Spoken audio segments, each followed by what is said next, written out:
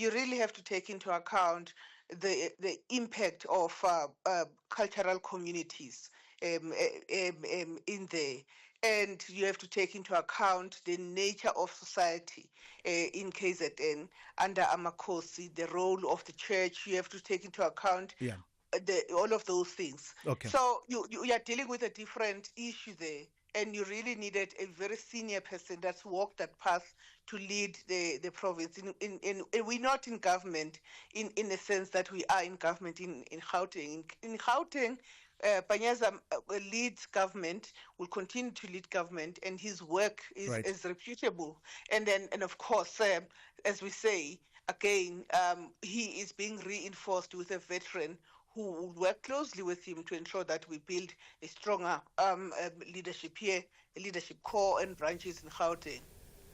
All right. Is this indicative of a party that is aware of itself, aware of its position in society, fully understands why it is that the electorate has not been giving it its support? Or is this a party that will continue to say goodbye to votes? Are the votes that the ANC has been able to garner in last year's elections, are those going to be the highest that they see in years to come? Every person, no matter who you are, what music you're inclined to listen to, and what you do with your weekends, you need a weekend playlist.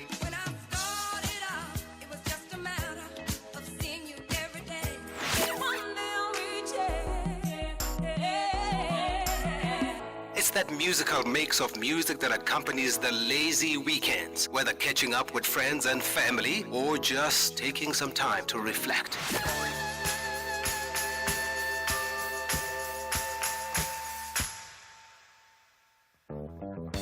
Tune in to The Soundtrack of Your Life with me, Ernest Pillay, Saturdays and Sundays, 1 to 4 on SAFM.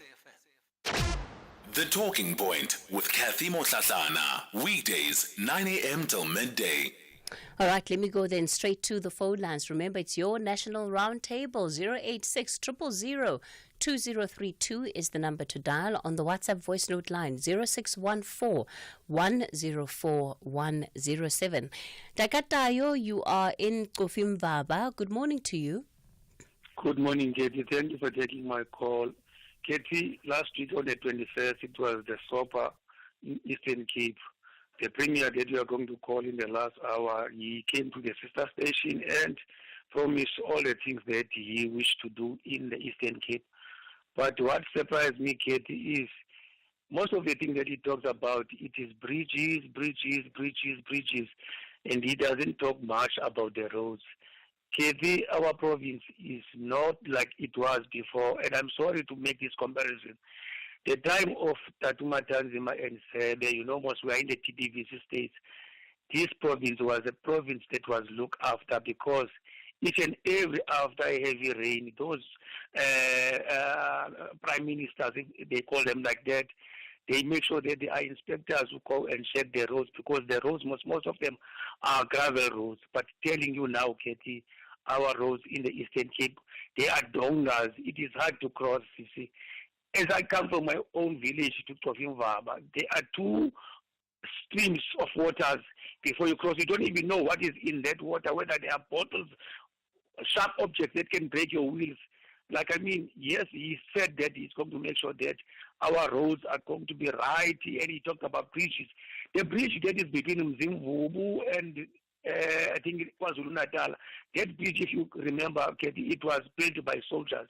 When he talks about making sure that people are getting jobs, the soldiers are already employed, but he did promise that people are going to get jobs, but the bridge was built by soldiers. So, like you are going to call him, I so wish most of the people of Eastern Cape can have question. So, Takatayo, are you still on the line? Yes, I'm still on the line, Katie. Yeah, so overall then, what is the sense that you get around all of these things that the Premier is saying? Do you think that they're not credible? Do you think that he's just making too many promises? Katie, I'm sorry because he's going to just said himself, I don't want to talk about his, like, how long has it been a premier in the Eastern Cape, but most of the promises that he used to come after the SOPA, none of those are fulfilled. But let's wait and see what he's going to do. Like I said now, the bridge that he talks about in Mzimvubu River, that bridge was built by soldiers. There was no most of the people employed there. And after the bridge is finished, Katie, I don't think there is someone who's going to work in the bridge because it is done. So we talk about the jobs that are going to be sustainable in the Eastern Cape like it was before, because we had firms and factories here. All those factories now, they are not even working. I'm talking about Port Elizabeth, Okay. Butterworth, Queenstown, thanks, Katie. Okay, all right, Dr. Takatayo. I think you're also largely expressing a frustration, right, with the lack of progress that you are seeing in the Eastern Cape and in Kofimvab. By the way, yesterday, I mean, the calls that we got and the voice notes from people out in Kofimvab, yeah, it was just something else.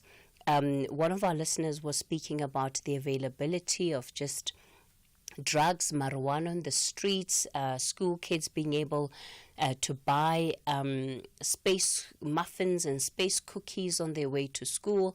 And that sentiment was absolutely echoed by many of our listeners in that part of the country. So there does seem to be a serious policing issue there. We are following up on that issue, and hopefully we'll be able to bring you an update and, you know, some of the feedback from the officials and have them on air and have them answer to what exactly it is they're doing about this problem.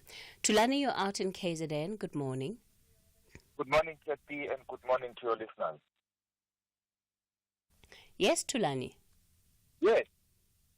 My view is that regarding the reconfiguration of the ANC in KwaZulu-Natal, at least the ANC is honest and fair to itself in acknowledging the problems that it confronts at this point in time, emanating from subjective and objective challenges that have landed the ANC to where it is, particularly losing the electoral support post or during the 24. Tulani, in what ways are they honest? Is to acknowledge and appreciate that the ANC is facing a decline in its fortunes. It cannot continue to behave as if it is still winning. And as such, it must intervene, like it has done to reconfigure the structures of KwaZulu-Natal in particular. I think that is a strength in as far as I'm concerned, rather than to paint a picture of the ANC that is still striving like it used to be before, because it begins by acknowledging, you then move on to put measures in place to deal with whatever that you perceive as problematic within the organization. In what ways then, Tulani, do you think that these recent moves would inspire confidence in the electorate about the ANC steering or charting a different path? I think basically is to move back to the community, rather than to be the ANC which is obsessed with its own problems at the expense of the challenges that are obtaining out there, because that has been the perception by the people. People have kind of lost interest in the ANC and confidence, because there is this perception that is no longer prepared to champion the cause of the people. Rather, it is engaged in these factional battles, differences and divisions and so on. Once the ANC deals with that, I think people are going to begin to trust and have confidence again in the ANC. Okay. All right, Tulani. Tulani out in KZN. Tulani believes that this is a step in the right direction.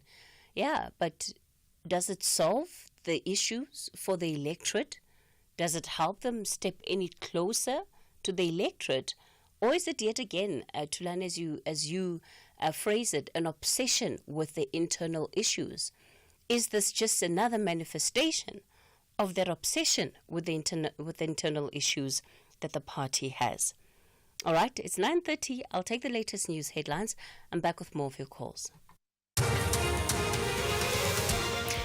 Good morning. In the headlines, the Department of Cooperative Governance in KwaZulu-Natal says there should have been more consideration when relocating the 2022 flood victims to Lamontville in the south of Durban. This follows the deaths of 6 people after heavy rains and mudslides on Tuesday. The former chairperson of the defunct VBS Mutual Bank is expected to conclude his testimony in the VBS looting corruption trial against the former local municipality mayor in Limpopo. And thousands of forced laborers who've been released from scam centers along the Thai-Myanmar border are stranded in makeshift camps in Myanmar, with some reporting poor food supplies and sanitation. I'll have details on these and other stories at 10. The Talking Point with Cathy Mohlahlana. Weekdays, 9 a.m. till midday. The speed is fast. The ANC leadership have shown a vote of confidence in Panyaza's leadership in government, and that is why he's retained. Because anything other than that would have shown that we don't have confidence in his leadership in government or otherwise.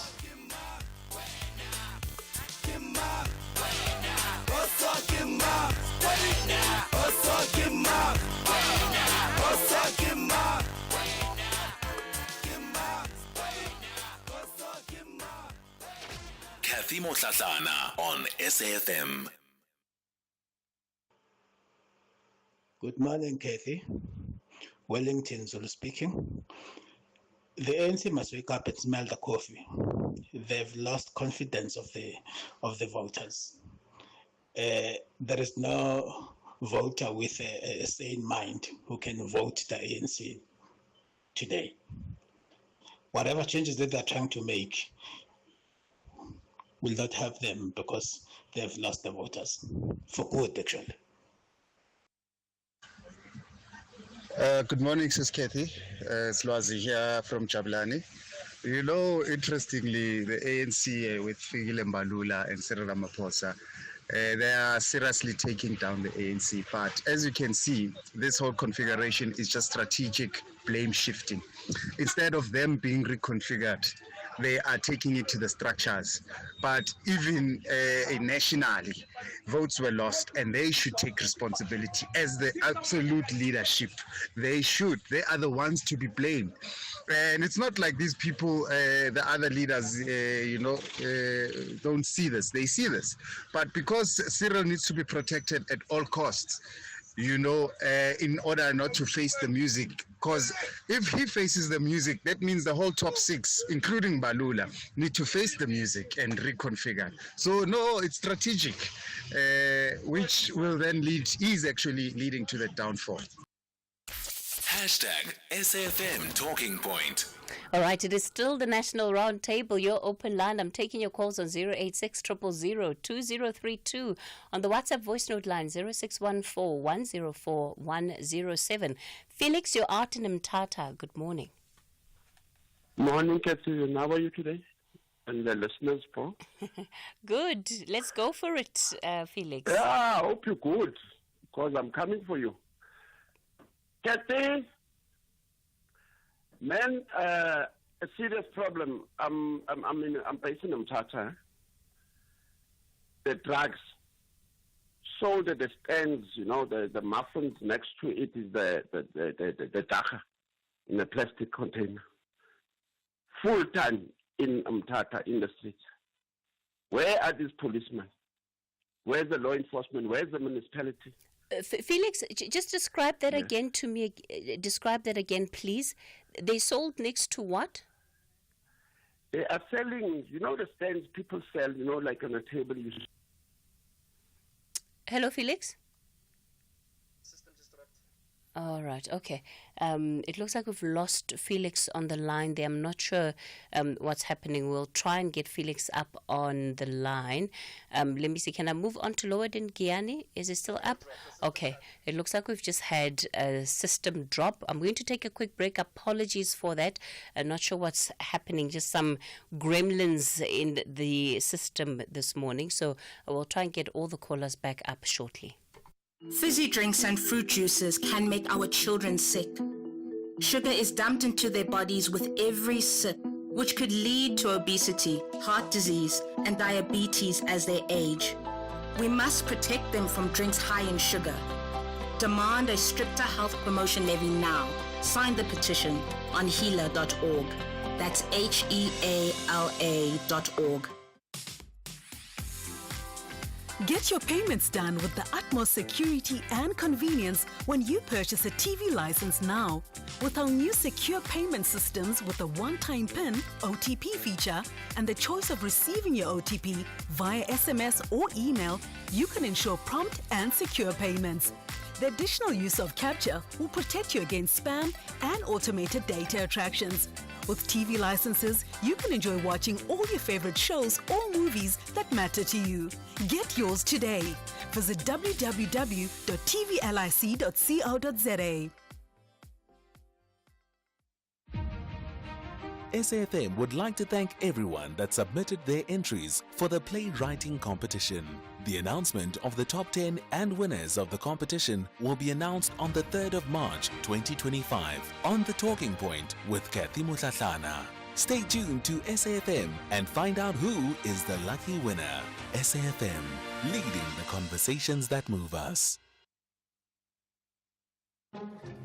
The Full Circle with Bridget Masinga. Is your work experience just not enough? But with all of those questions, it's also a different way of how we sort of engage career now, because things have changed in the job market. It's a very different job market, right? I think we're all having to wear multiple hats in a very digital and technologically based world, right? Where tech is now a business in itself. Rewind 30, 40 years ago, if we look at the generation of, boomers, baby boomers back in the day, very different in terms of how you progress to that next step.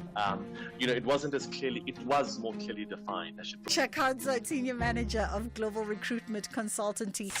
The Full Circle with Bridget Masinga, Monday to Friday, 1 to 3 p.m.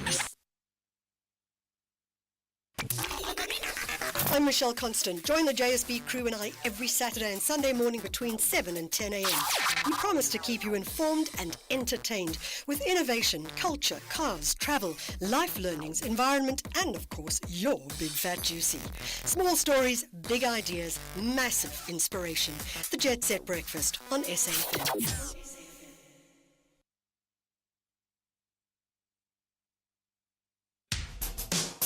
SAFM has signed a code of conduct that is enforced by the Broadcasting Complaints Commission of South Africa. Under the code, we are committed to giving news that is accurate, comment that is fair, and programming that is not harmful, does not amount to hate speech, or contain violence or explicit sex. If you think we are not living up to that code, then you can inform the Broadcasting Complaints Commission of South Africa. Direct any complaints in writing to the Broadcasting Complaints Commission of South Africa. PO Box 142365. Craig Hall 2024. Fax to 011-326-3198 or an email to bccsa@nabsa.co.za. For more information, please visit www.bccsa.co.za.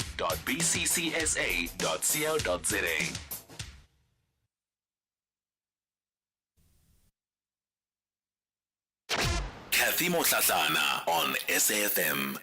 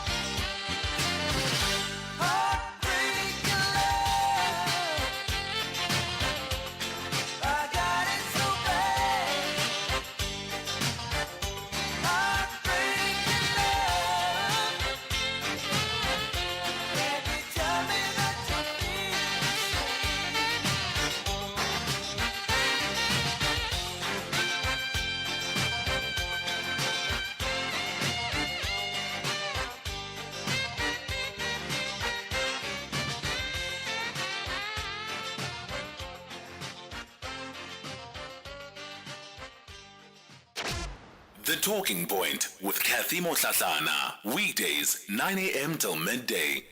Well, I guess anytime you hear music on the open line instead of what should be your voice, your conversations, your debates, it's an indication that, yeah, we're not having the best of mornings, isn't it? So, we've had an issue with our lines. Unfortunately, they've all just died on us this morning. So it is interrupting our ability to receive your calls and also to be able to put you up on air through the system. We are trying to improvise somewhat so that all is not lost. And I am still going to continue with the open line, but I'm going to ask you to please bear with us. We are trying something new, and hopefully it will be able to work so that we are still able to get parts of the open line and be able to put you on air and, of course, have you raise your matters of national importance on the National Roundtable. So I do apologize for the inconvenience. I know that you hate it when we have any changes to this open line, but hopefully you'll be able to bear with us and understand that this one is a little bit out of our control. So what we're going to do is that I'm not going to ask you to call in because the line is down. So even if you're calling in right now, you're probably not getting through to anything. What we will do though is that for those callers that were already in the queue, we'll call them back and put them up via the WhatsApp line. So I'm going to go to Felix. Felix, you are out in Mthatha. Good morning to you. Morning, Cathy. Can you hear me now? Much better. And apologies for that, Felix. Okay, ma'am. Yes. So Felix, you were raising. You is go ahead. I'm in Mthatha, based in Mthatha. Mthatha, are you there? Yes, Felix. Hello. Felix, you are live on the radio. Go for it. Can you hear me? Yes, Felix. Yes, I'm saying I'm based in Mthatha. You know the muffins, the so-called muffins with the thing the marijuana, and the marijuana next to it in stands. You know these ladies that sell on the streets. You get that they got stands or tables where they sell their goods on. You'll get all those things lying there, so your child can get them going to school or coming back from school with the muffins next to it. And this is something that... You can hear me. Yes, Felix, and this is something that members of the community are aware of. So who bothers about anybody here? I mean, if it's people like us that are concerned about our children that will actually report this here. I'm reporting it to you now. I'm right now in Mthatha. I just went past the corner now where these Rasta boys, they're smoking next to their table, their stand or whatever they call it, and they're selling that. He's smoking right there with that big pipe. Yeah, look, Felix, I hear your frustration, and it's something that we will raise with the Premier in the final hour of the show when he's on air. But there has to be... Because you know what, Cathy? Yeah. Even the extortion thing. Extortion is 10 years ago, this was going on. Our Premier knew about it with the former police minister, and he did fuck all about it. So to tell those people, I don't know what to do, because you go to the police, some of the police, you don't know if they're involved with this these boys or whatever the case may be. You don't trust nobody. Okay. So I don't know what else to do or what to say. All right, but Felix. This is not on. I've heard you, Felix. Thanks for raising that issue with us. One also wonders the enforcement of bylaws.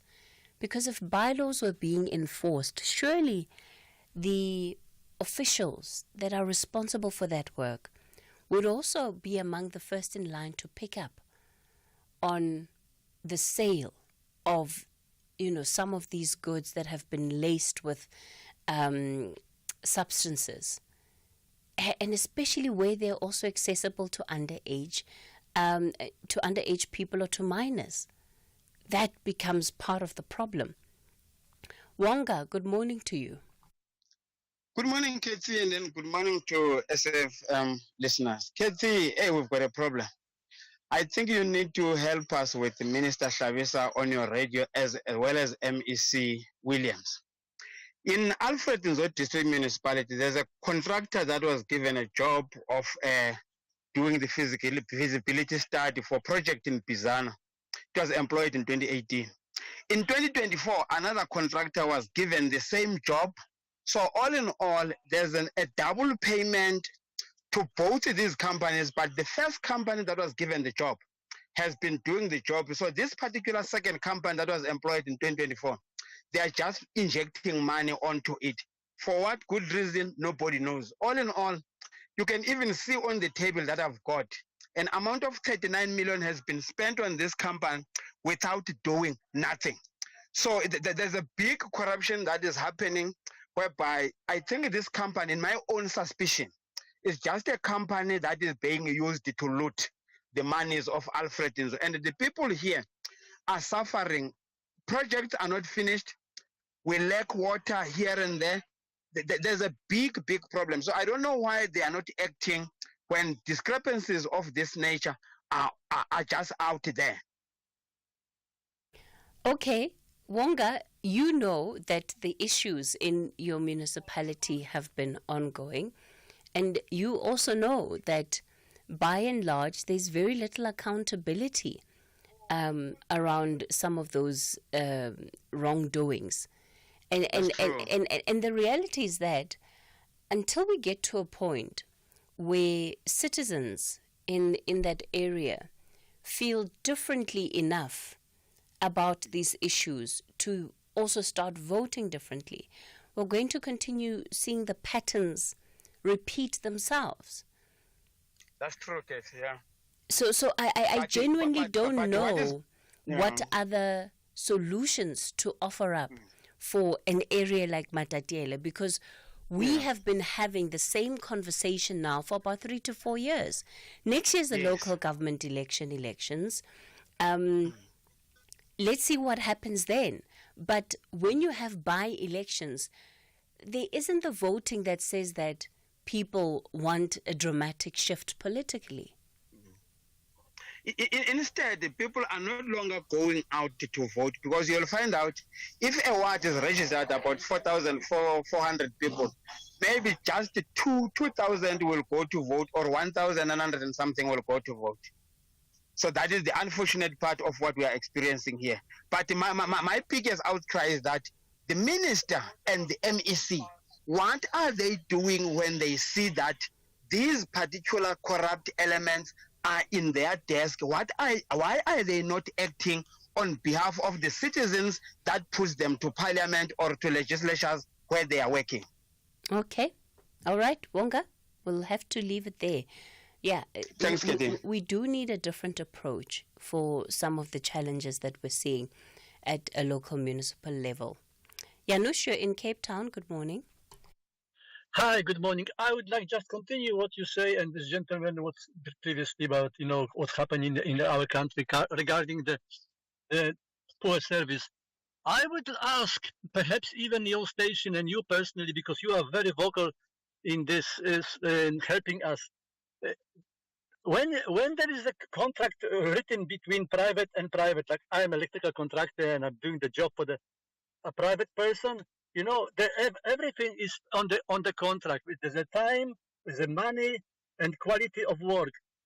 It doesn't happen when it's coming to the private and the government institution. Very often we can see that, for instance, road is built, they start building, and then the length of the contract is extended, because they will tell us because the difficulties they experience. In the meantime, you can see these workers are walking up and down or sitting there talking on the cell phone. So it's not only the roads, everything they build, but the private company built to the government, there is no consequences, no control whatsoever. But I would like to ask you perhaps, to support me with this creation of the specific commission, which will be just only controlled by and approved by the president of Mr. Ramaphosa, not other ministers, because we know all they're also corrupt. So if we have independent institution like private sort of commission, which will have access to the contract. And these inspectors will go directly on the building site, on the road, check the quality, check everything what has to be done in the contract. We're going to save a lot of money. And I know that ANC is going down, but at least our president, if he would like to leave the legacy for better life for all, at least he can Janusz, what kind of commission? I don't understand. Efficiency commission, efficiency, like Elon Musk got in USA. Okay, all right. So like a department of government efficiency. Government efficiency, and not only government, but also private company, because they are dragging these cases. They are dragging they're charging us too much for the job which is supposed to be done better and cheaper. Well, technically, Janusz, we already have such a department under the presidency. Planning, monitoring, and evaluation. Yes, but it doesn't.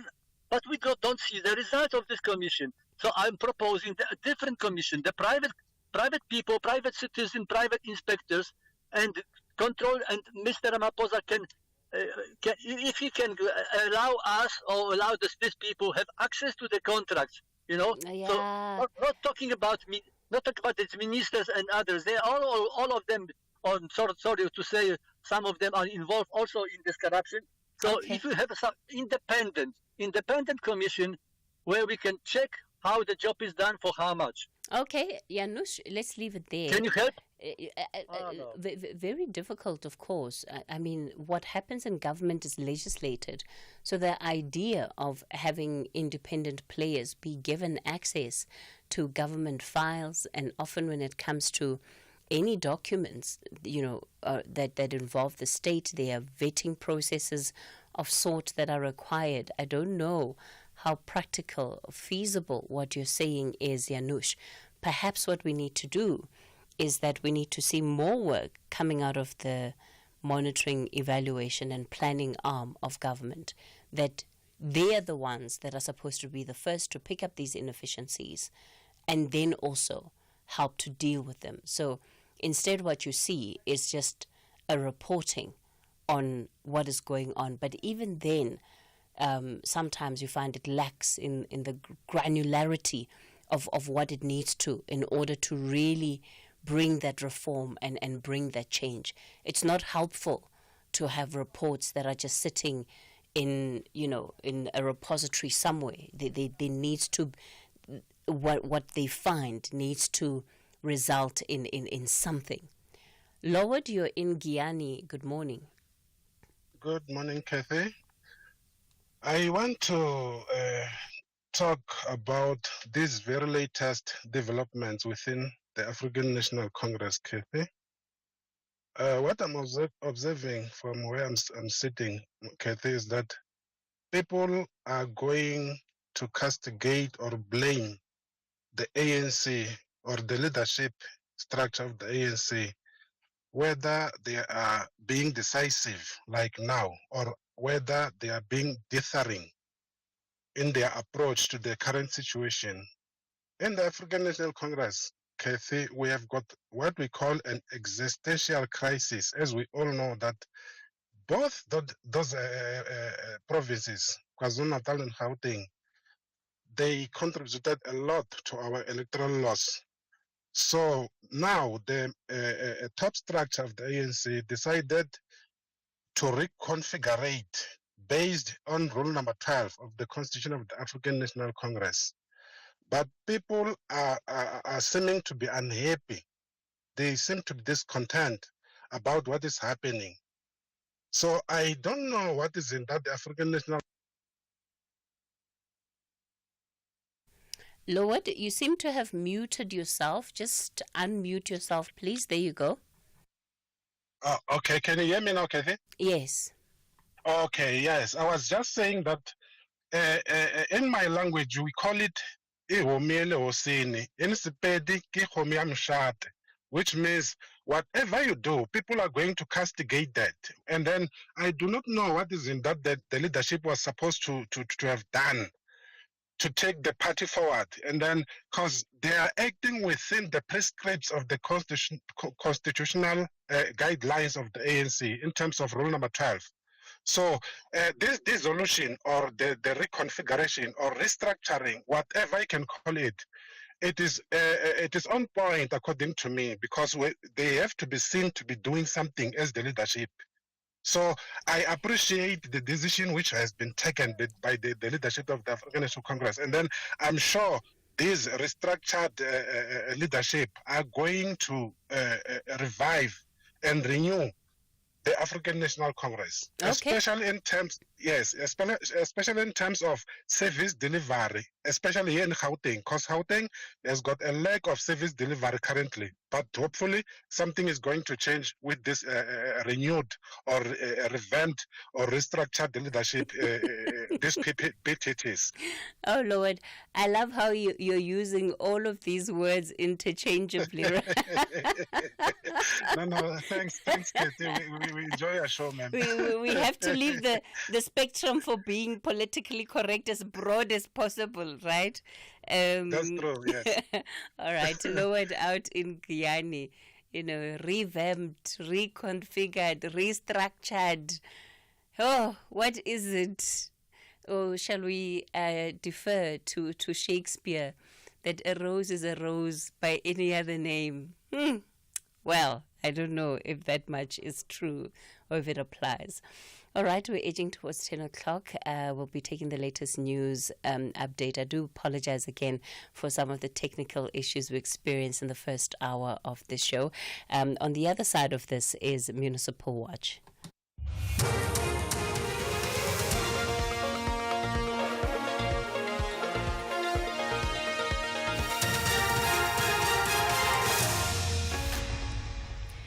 In our top stories, Dr. MEC speaks on floods in KwaZulu-Natal and thousands in limbo on Myanmar border after scam centre crackdown. Good morning.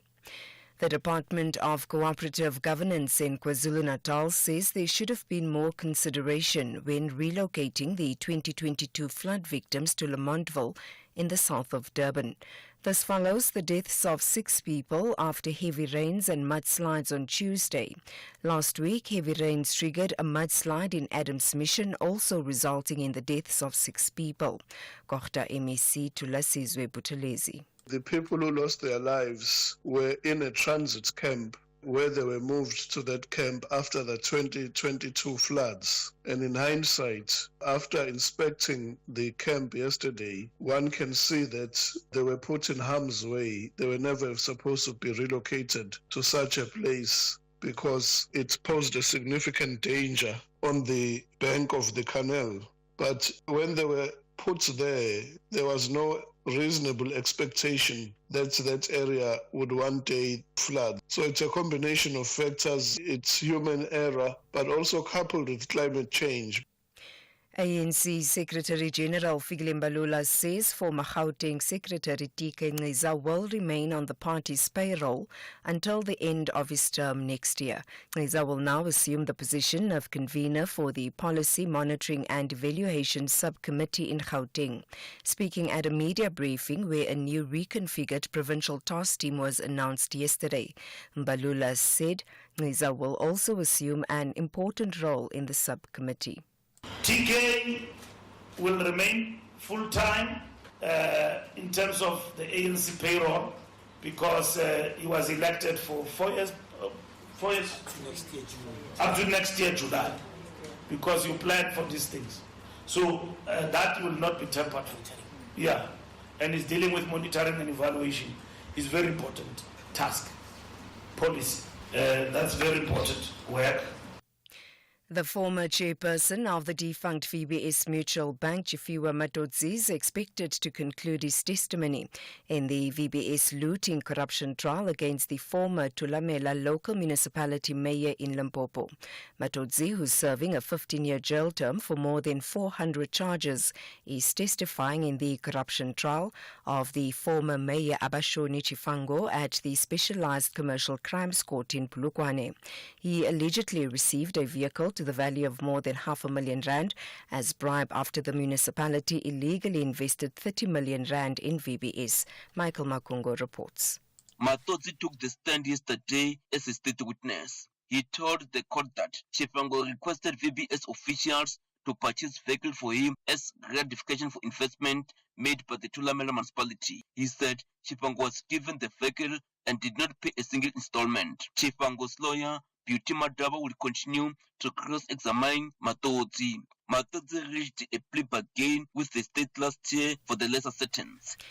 A political analyst from the Northwest University, Tabang Motsoaledi, says the Premier, Lazarus Mukhosi's State of the Province address must not be another talk shop of programs that government fails to implement. The Premier said to deliver his State of the Province address today. Ahead of today's much-anticipated speech, the province had service delivery protests, the latest one in Zeerust over lack of water provision.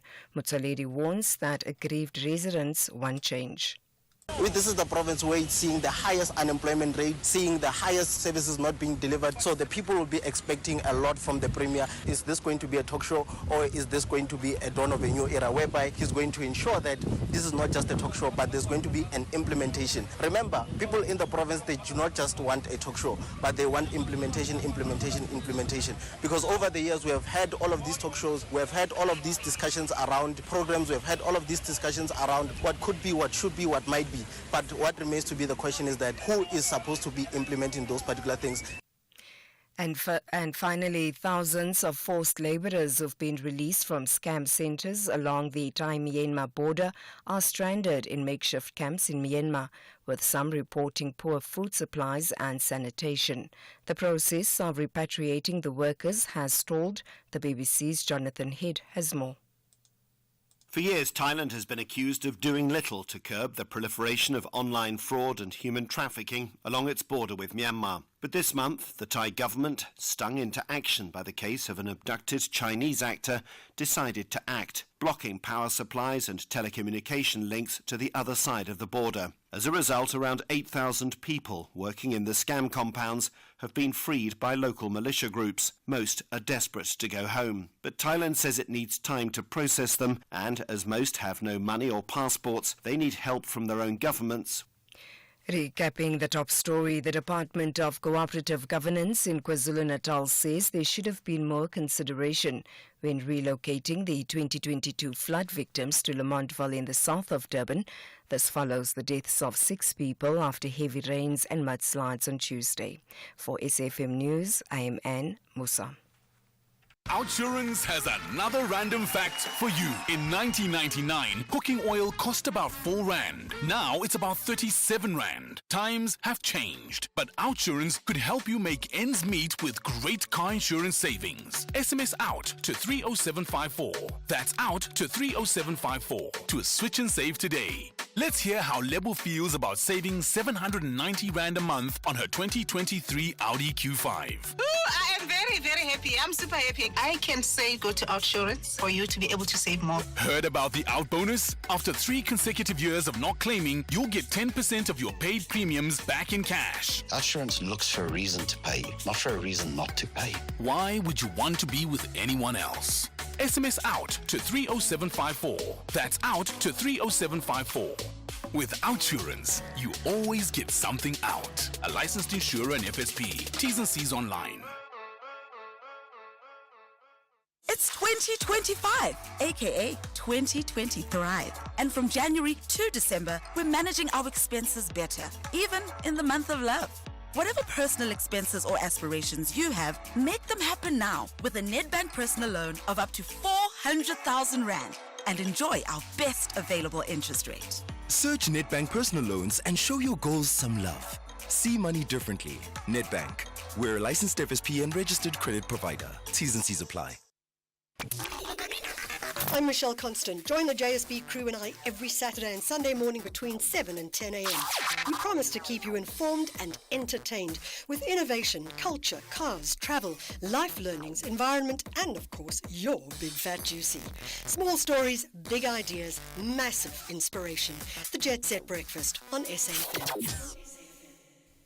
All right, let's talk TV licenses. Did you know that paying your TV license isn't just about legalities? It helps fund local productions and creates jobs in the entertainment industry. That means more epic dramas, exciting sports, and news that keeps us informed. So, when was the last time you checked yours? Visit www.tvlic.co.za and make sure you're up to date. After all, it's your screen, your story. Hashtag your screen, your story. The Talking Point with Cathy Mohlahlana. Weekdays, 9 a.m. till midday.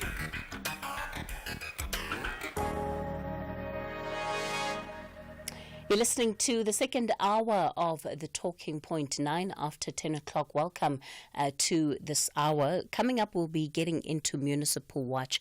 And today we're looking at the Free State, the Mohokare municipality out in the Free State.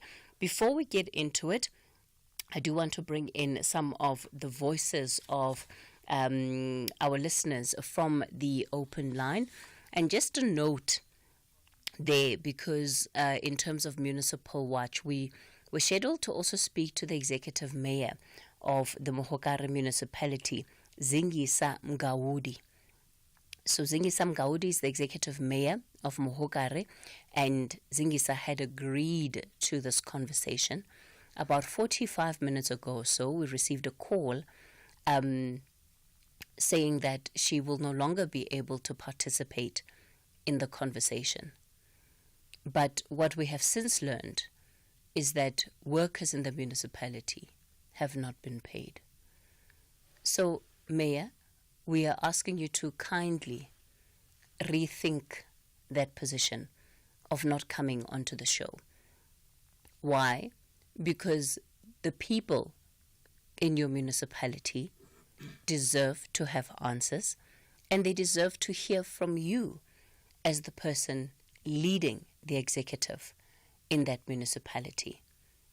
So we are kindly asking you to reconsider your position, to no longer be part of this conversation. Because what we don't want to see happen is that when the program has taken place, then we get in calls from your department, from your spokespeople, asking for right of reply. Because you have been given the opportunity and you did agree. You only changed your mind 45 minutes ago. That's when you changed your mind. And it's also in light of the fact that workers in your municipality, as we understand it, have not been paid. So we'll get into Municipal Watch shortly. Before we do, your voice notes. Good morning, Cathy. Cathy, you know, I was a staunch ANC voter. But what they did to our colored people, oh, that is why we have not going to vote any more ANC. Because what they did to us, marginalizing us, not even recognizing our language. So to me, Cathy, ANC is gone forever. We want credible leaders in our society. We want people with class and integrity that know how to listen to people and not to their pockets. Thank you, Cathy. Cathy, good morning again, Wellington Zulu.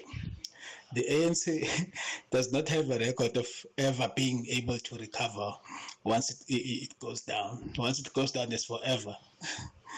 Even in these coming elections, national elections, I see them getting less than 30% actually. Hello, Cathy. Good morning. ANC is scoring a lot of own goals. I agree, but these people who say ANC is dead and people who are voting for the ANC are mentally disabled. The thing is, they don't offer an alternative. What else can we vote for?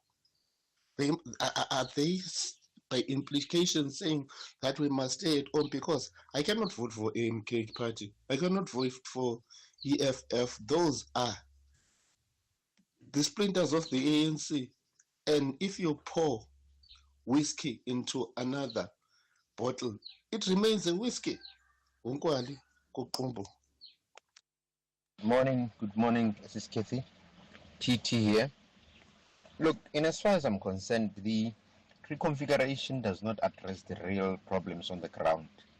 What the ANC needs to do is to, expedite service delivery, make the electorate happy. Looking at your structures, making them look like it's the structure that has really made the electorate not to be leaning towards the ANC is not really solving the problem. The structures do not elect. The people are the ones that are electing. So they need to focus mainly on the service delivery. That's it as far as I'm concerned. Thank you. Hello, Cathy. It's Ziggy Brandberg asking, what development has there been in the Eastern Cape province since the days of the apartheid regime's border industries in places like Butterworth? What happened to those border industries, and what happened to all this fabulous agricultural land which was standing there largely untilled across the former Ciskei and Transkei? Has that started to be developed yet? All right, those were your WhatsApp voice notes. Thank you for sending them in. So let's go straight then into Municipal Watch, and let me invite and welcome onto the show Sandra Harvey, who is SAMU's Deputy Regional Secretary in the Free State. Will also be joined by Zolani Zetu, the leader of the young people in Rouville. And then we're also expecting to bring on some voices from members of the community. So, a state of play in terms of what is happening in the Mohokare municipality. We have seen allegations of fraud and corruption in that particular municipality. There are also reports of the non-payment of salaries, some of which are ongoing even to date, as I've mentioned a little earlier on. And the issues around service delivery affect sanitation too, where communities are complaining about the quality of their water. They say it is not clean and has resulted in increasing cases of people reporting diarrhea as a result of drinking that water. Of course, there are also questions around some of the administrative officials that the municipality has hired, including the role of the acting municipal manager, whose qualifications are being questioned. Sandra, good morning to you, and thank you so much for your time this morning. Good morning, Cathy, and good morning to the listeners. Before we get into some of the historic issues that the Mohokare municipality has been facing, let's begin firstly with today and what is happening right now. Have workers been paid for this month? No, Katie, we haven't been paid. What they did was only to pay the general workers, the ground floor workers, only certain of them, not even all, because drivers has also not been paid, because now they are diffusing this thing of us wanting to go on a legal strike, because they heard we are applying for a legal strike for all this non and late payment of salaries, non and late payment of third parties, which is the pensions, medical aids, and maintenance. How long has this been going on for, Sandra? This thing has been going on since 2016, when this new mayor came into office, because previously we had such things, but it was only when we are approaching the new financial year, and where the municipality will say to us, no, you're not going to get paid in time in June, because now the account must have money in the account, so that when they do roll over, there is money in that account, then they'll pay us the first week of July. But now, as we speak, each and every 2 months, just after 2 to 3 months, then we're not getting paid, because in October we didn't get paid. November, then we got paid for three months in December. We got 3 salaries in December. where the equitable share was paid in.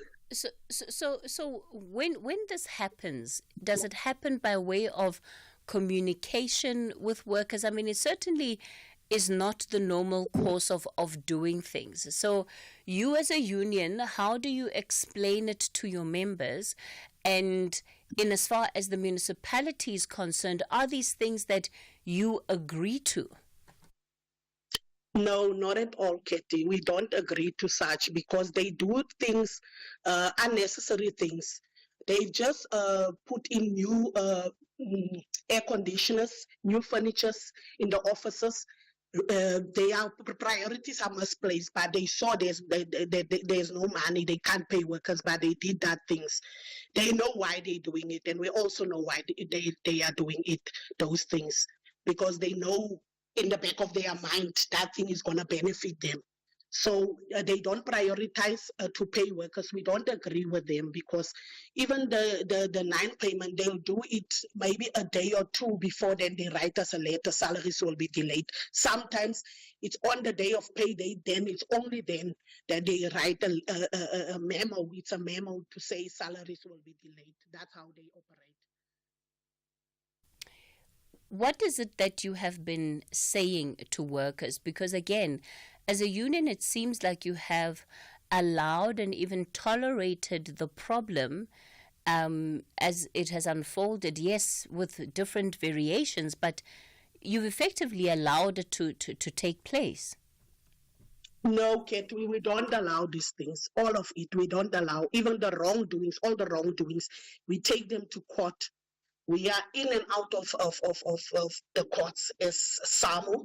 We took the matter to our attorneys of the non and late payment of salaries. They are still busy with it because we took it last year because we wrote them letters because remember, Cathy, as a union, it's also our duty to write to the employer to ask them to tell us what are their plans about the payments of salaries in future. How are they going to reinvest? They didn't respond to all those letters that we wrote them before we even took the matter to the attorney so that we can take the matter to the court of law. We're not just keeping quiet. We're taking the matter to the LLFs where we sit and we complain about these things, but it seems as if our local labor forums has now become talk shows only. It's not that we do nothing, we do something. I want to talk about the complaints that residents have about the state of service delivery in the Mohokare municipality. There have been plans for a shutdown by some residents from last year, again complaining about the lack of services in the municipality. Of course, the issue of services goes both ways, right? On the one hand, there is the municipality that is supposed to make sure that it has the capacity to run and fulfill those services. On the other, it's what the individuals who've been appointed into those positions say and do. So as far as your members, being SAMU, are concerned, what are the challenges when it comes to delivering services that you are experiencing? Thanks, Cathy. The challenges that we're experiencing, there is no work tools at all. They don't bother to buy those things. There is no proper PPE, PPC, protective clothing for the workers. There's nothing. The municipality is in chaos because now what they're doing they are only focusing on tenders. I can tell you that. I know I'm gonna get into trouble for saying this, but they're only concerned about tenders. As we speak, that municipal manager that you mentioned, because I've heard you've mentioned about him, the invalid, unlawful municipal manager, he has never been at the office ever since. He's running the office from somewhere where he is. We don't know where he is, but he's running the office from there because he's never at the office ever since he was appointed. When we took the matter to the attorneys, and then the union wrote to them about his appointment after the MEC also wrote a letter about that unlawful appointment. Then he never sat in office. So how will he see? There's no tools, there's nothing, the operations is not going on. There's nothing. There's no petrol for the vehicles. There's nothing. They don't focus on service delivery. They're only focusing on tenders. Sandra, to say where is the next tender coming from? I want you to give me a practical example, and you can pick maybe just one or two services. When you say that there are no tools to actually do the work, help us paint a picture for us so that we're able to see it right through from when an official perhaps would be leaving the municipal office to go and render a particular service, but are unable to do that.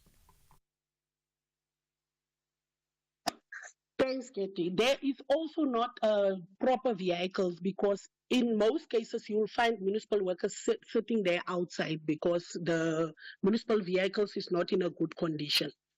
All they're doing is they hired previously that flashy cars for the speaker and the mayor, instead of buying vehicles for the municipality. So how will they render services when there's no proper vehicles, there's no tools to work, there's no pipes? Even if there's a pipe, there's no pipes, there's no that thing of the when they open the drains with there's no material at all at the municipality. Workers are just going and make plans themselves because the little that they doing, they trying their best. Some of them will even bring tools from their own houses and come and do the work for the municipality. Sandra, it sounds like an absolute dysfunctional state of affairs. Yes, indeed, it is dysfunctional. How do you think that things were allowed to get to this level? Those things, like I said, it happened. Let me give you a brief background quickly, Katie. It happened when this mayor that you said she called you at the 11th hour and said she's no longer going to participate. She ran away because she know the truth. She'll go to other radio stations and speak, and then they'll not open for community because she knows all these wrong things. Let me give you a typical example. She came into office in 2016. There was one municipal manager. I don't know, can I call them by name? Maybe it's not allowed. I don't know. Katie, can you tell me? There wouldn't be a reason why it's not allowed if this individual occupied public office. Public office. Okay, thank you. I want to name them so that the community also remember this, what we're going through. It was Mr. Selby Silepe. Mr. Selby Silepe was a municipal manager. That came, 2021, not 2016. She came into office 2021. I just want to correct that. Then when she came into office in 2021, Mr. Selby Silepe was the municipal manager. But his office, his term of office came to an end after a year or two. I speak out of correction. Now, what happened? He then left and put in 2 months forced leave because of the way the mayor is behaving. We have a rogue mayor in Mukari municipality who cannot work with people. I just want to give you all 7 desk people. It was 2 that was forwarded, and the 5 municipal managers, which was Mr. Selby Silepe.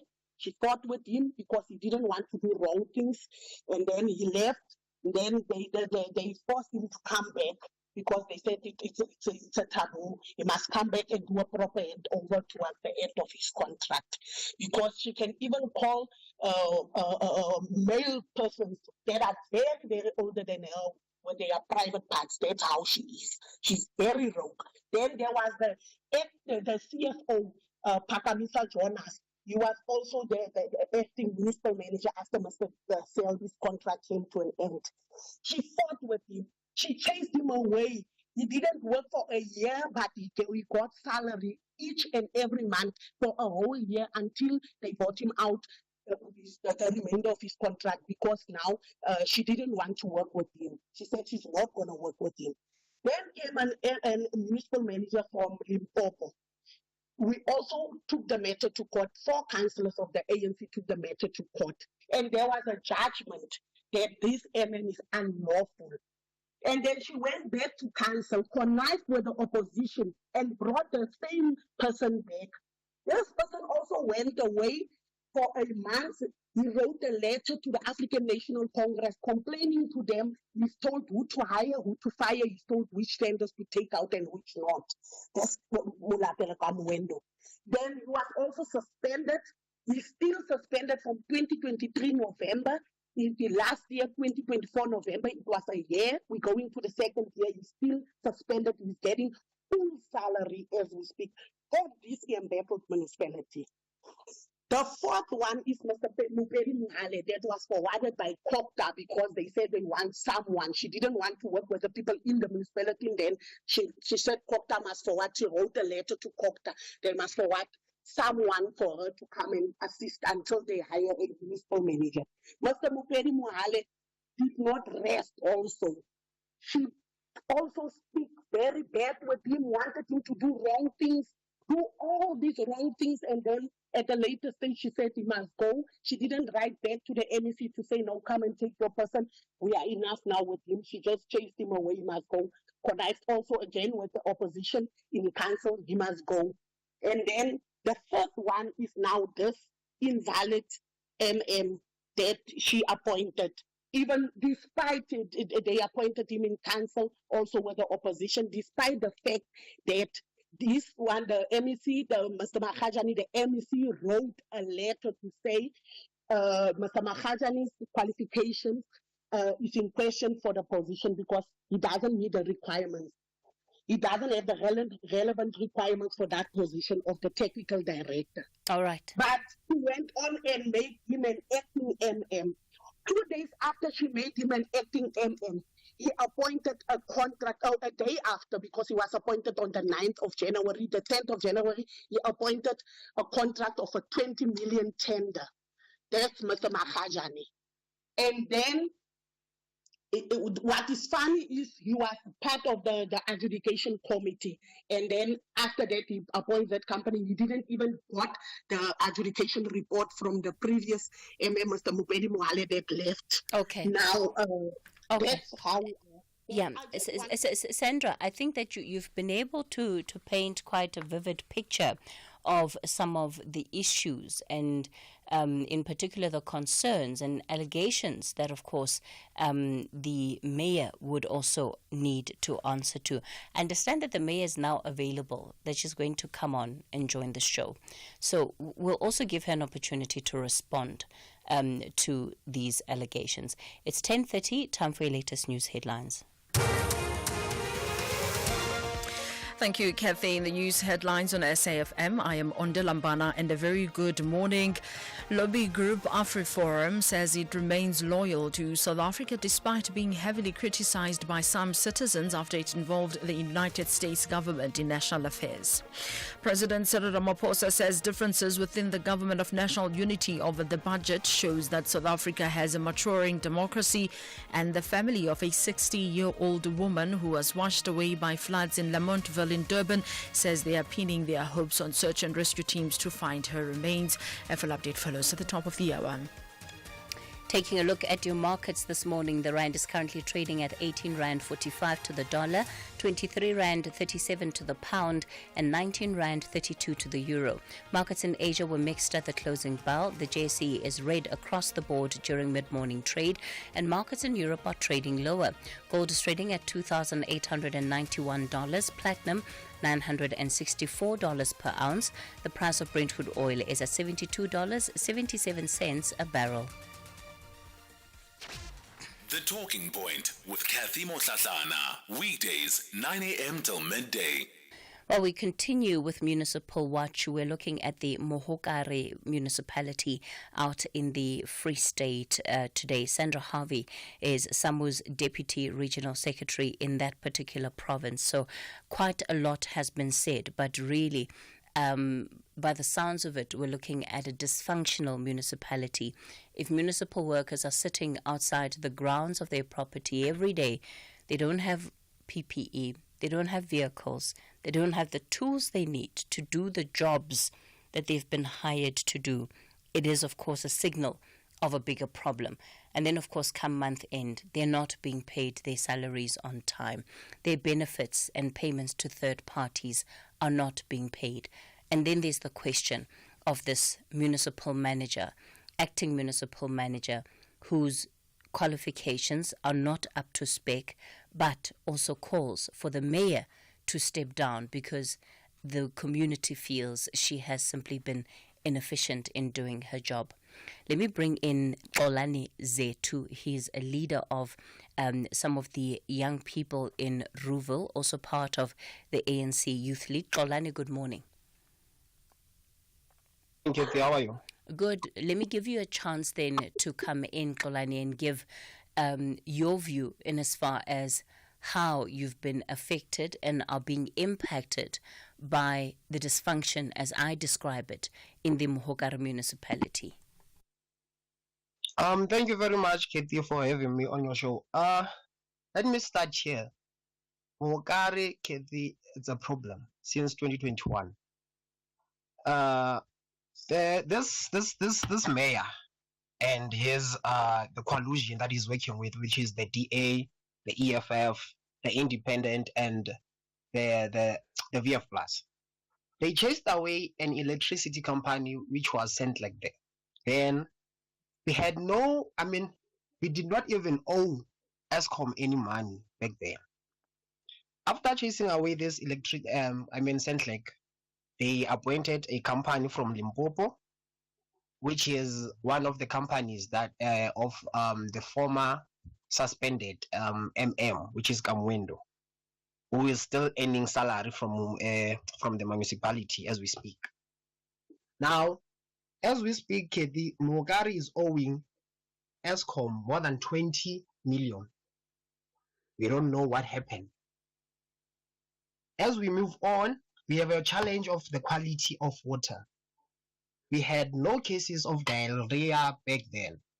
But as we speak now, we are having cases because of the municipality. They have changed the chemical that they were using back then.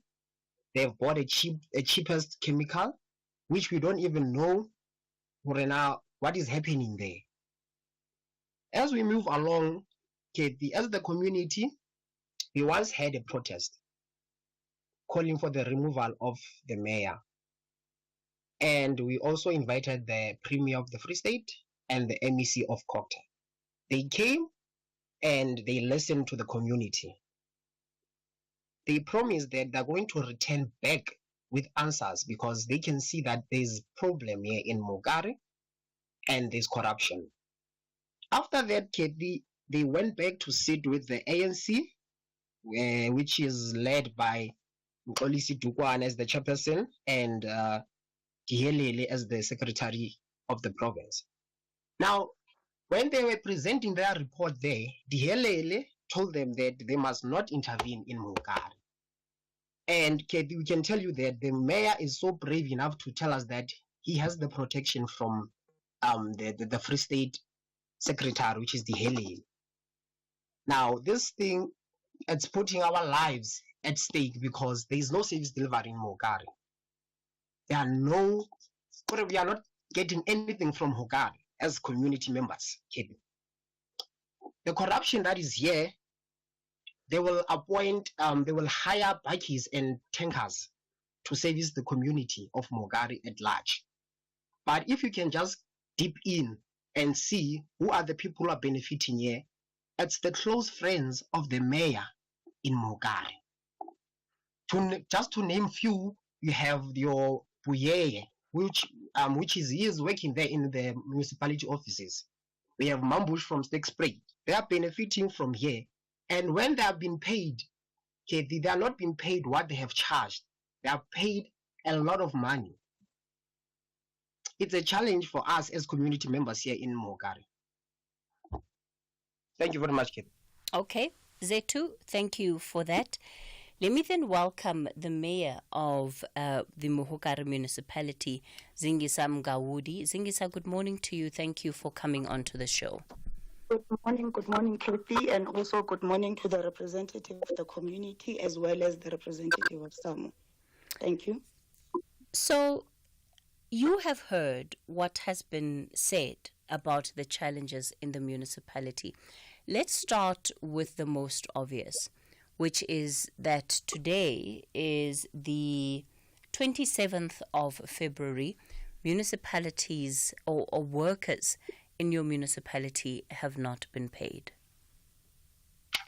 Okay, thank you very much, Cathy, and also thank you for actually allowing me to be part of the conversation.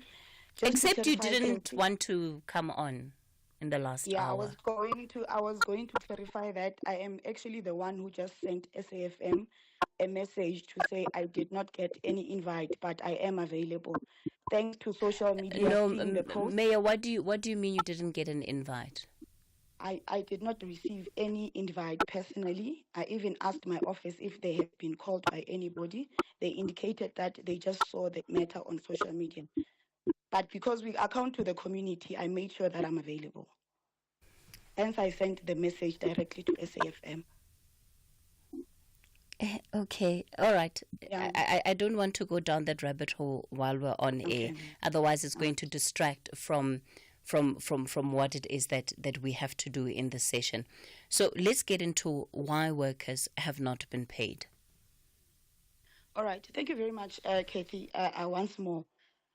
The municipality, one of the things that have been said by the SAMU representative is that there is a problem of payment of salaries in the institution, especially when we are about to approach the equitable share, when she said that they get paid every 3 months.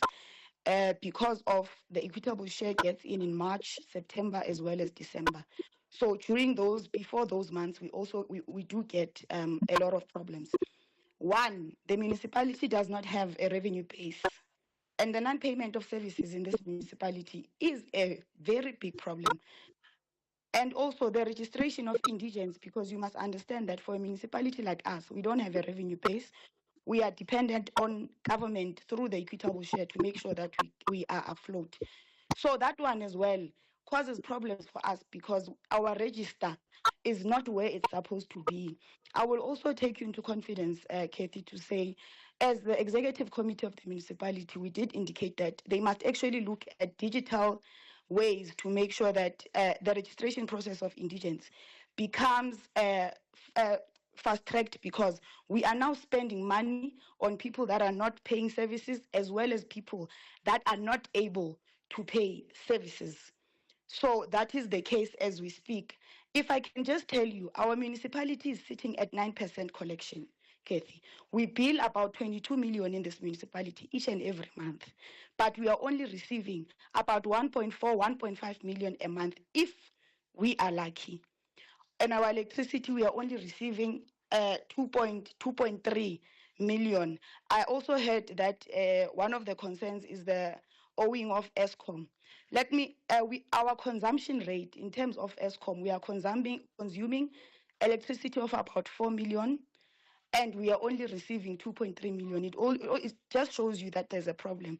But I am happy to say that the minister did visit the Free State last week to say they want to intervene in municipalities, and we're one of the municipalities that are actually going to participate in the intervention of ESCOM. And saying these things, Cathy, does not say that we do not recognize that there is a problem. You know, not being paid a salary, working from the whole month and not being paid, it does not only affect your family, it affects even your performance at work. It also affects your psychological well-being. We are a municipality that is very small. Our creditors list from when we got in until now. Actually, before we got in, our creditors list was sitting about more than 100 million. Right now, we are sitting at about 33 million. So that is where our creditors list is sitting. And the problem, one of the problems that we also said, I remember when one of the speakers indicated the issue of the previous people being able to pay. Let me tell you what was happening here, Cathy. The collection rate in this municipality was always low. When we got in, it was less than 5%. So it means that what you would do, for you to actually pay salaries, you have to use conditional grants. So that was something that was a norm in this municipality. So what we have decided, that's why you find in the previous COPTA report, Muhokare is one of the top 6 municipalities that are spending in terms of MIG. We are at 54%. So the problem was that we would take, because I would say we, because even if I was not here, but it's a norm. I'm part of the institution now. And we also have been doing it sometime, but we decided to stop.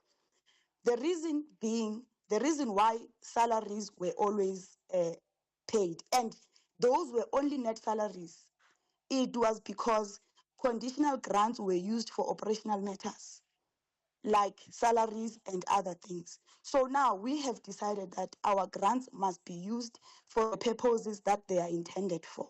Because when you actually implement a project, Cathy, you must understand you are creating jobs, number one, and you are also fixing your infrastructure. So Zingisa, then just to be clear, when it comes to the non-payment of workers and their salaries, you are saying as a municipality that you've actually made peace with the fact that you don't pay your workers at the end of every month. That is something that you've reconciled yourself with. Okay, Cathy. No, it's not a matter of making peace. I said every 3 months because I'm confirming what he's saying, and I'm saying also that it is because the equitable share, the month before the equitable share comes in, we always have a shortage. And also we have not made peace as the executive committee as well as council. We have instructed administration to actually look at other revenue collection measures, because I can tell you now, Cathy, if we don't emphasize the issue of revenue collection, we will not be able to. Yes, but revenue collection is something that falls within the ambit of the municipality. So the point that I'm making is, and this is why I say you've made peace with it, is that you basically are okay to contend with the fact that workers won't be paid every month. They'll get a lump sum payment whenever that equitable share contribution comes through, because you feel as a municipality that there's not much else that you can do under the circumstances that you've been dealt with. Okay, Cathy. No, like I said, number one, we are implementing revenue collection matters, and we are not saying we are not paying each and every month. We are but you aren't paying each and every month. You're not paying salaries each and every month. Which month was that? Maybe I can be taken aboard. Just this month, now, February. Have you paid all your workers in the municipality? Yes, February we have not paid. January we did pay. Yeah. But it goes back to the very same point, Mayor. Mm-hmm. It's the very same point. Because even when you pay salaries, you're not paying the full contribution. You're not paying for some of the benefits that workers are entitled to. So you have a serious problem in this regard.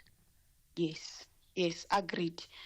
Because what you are saying is definitely correct, is because the net salaries of this municipality without the contributions is 4.5 million. And we have to have actually 8.7, actually more than 8.7 to be able to cover everything, of which it's money that is physically not there in the account. And we cannot come here and say that is business as usual. We are doing some work through our committees to make sure that we do turn the situation around.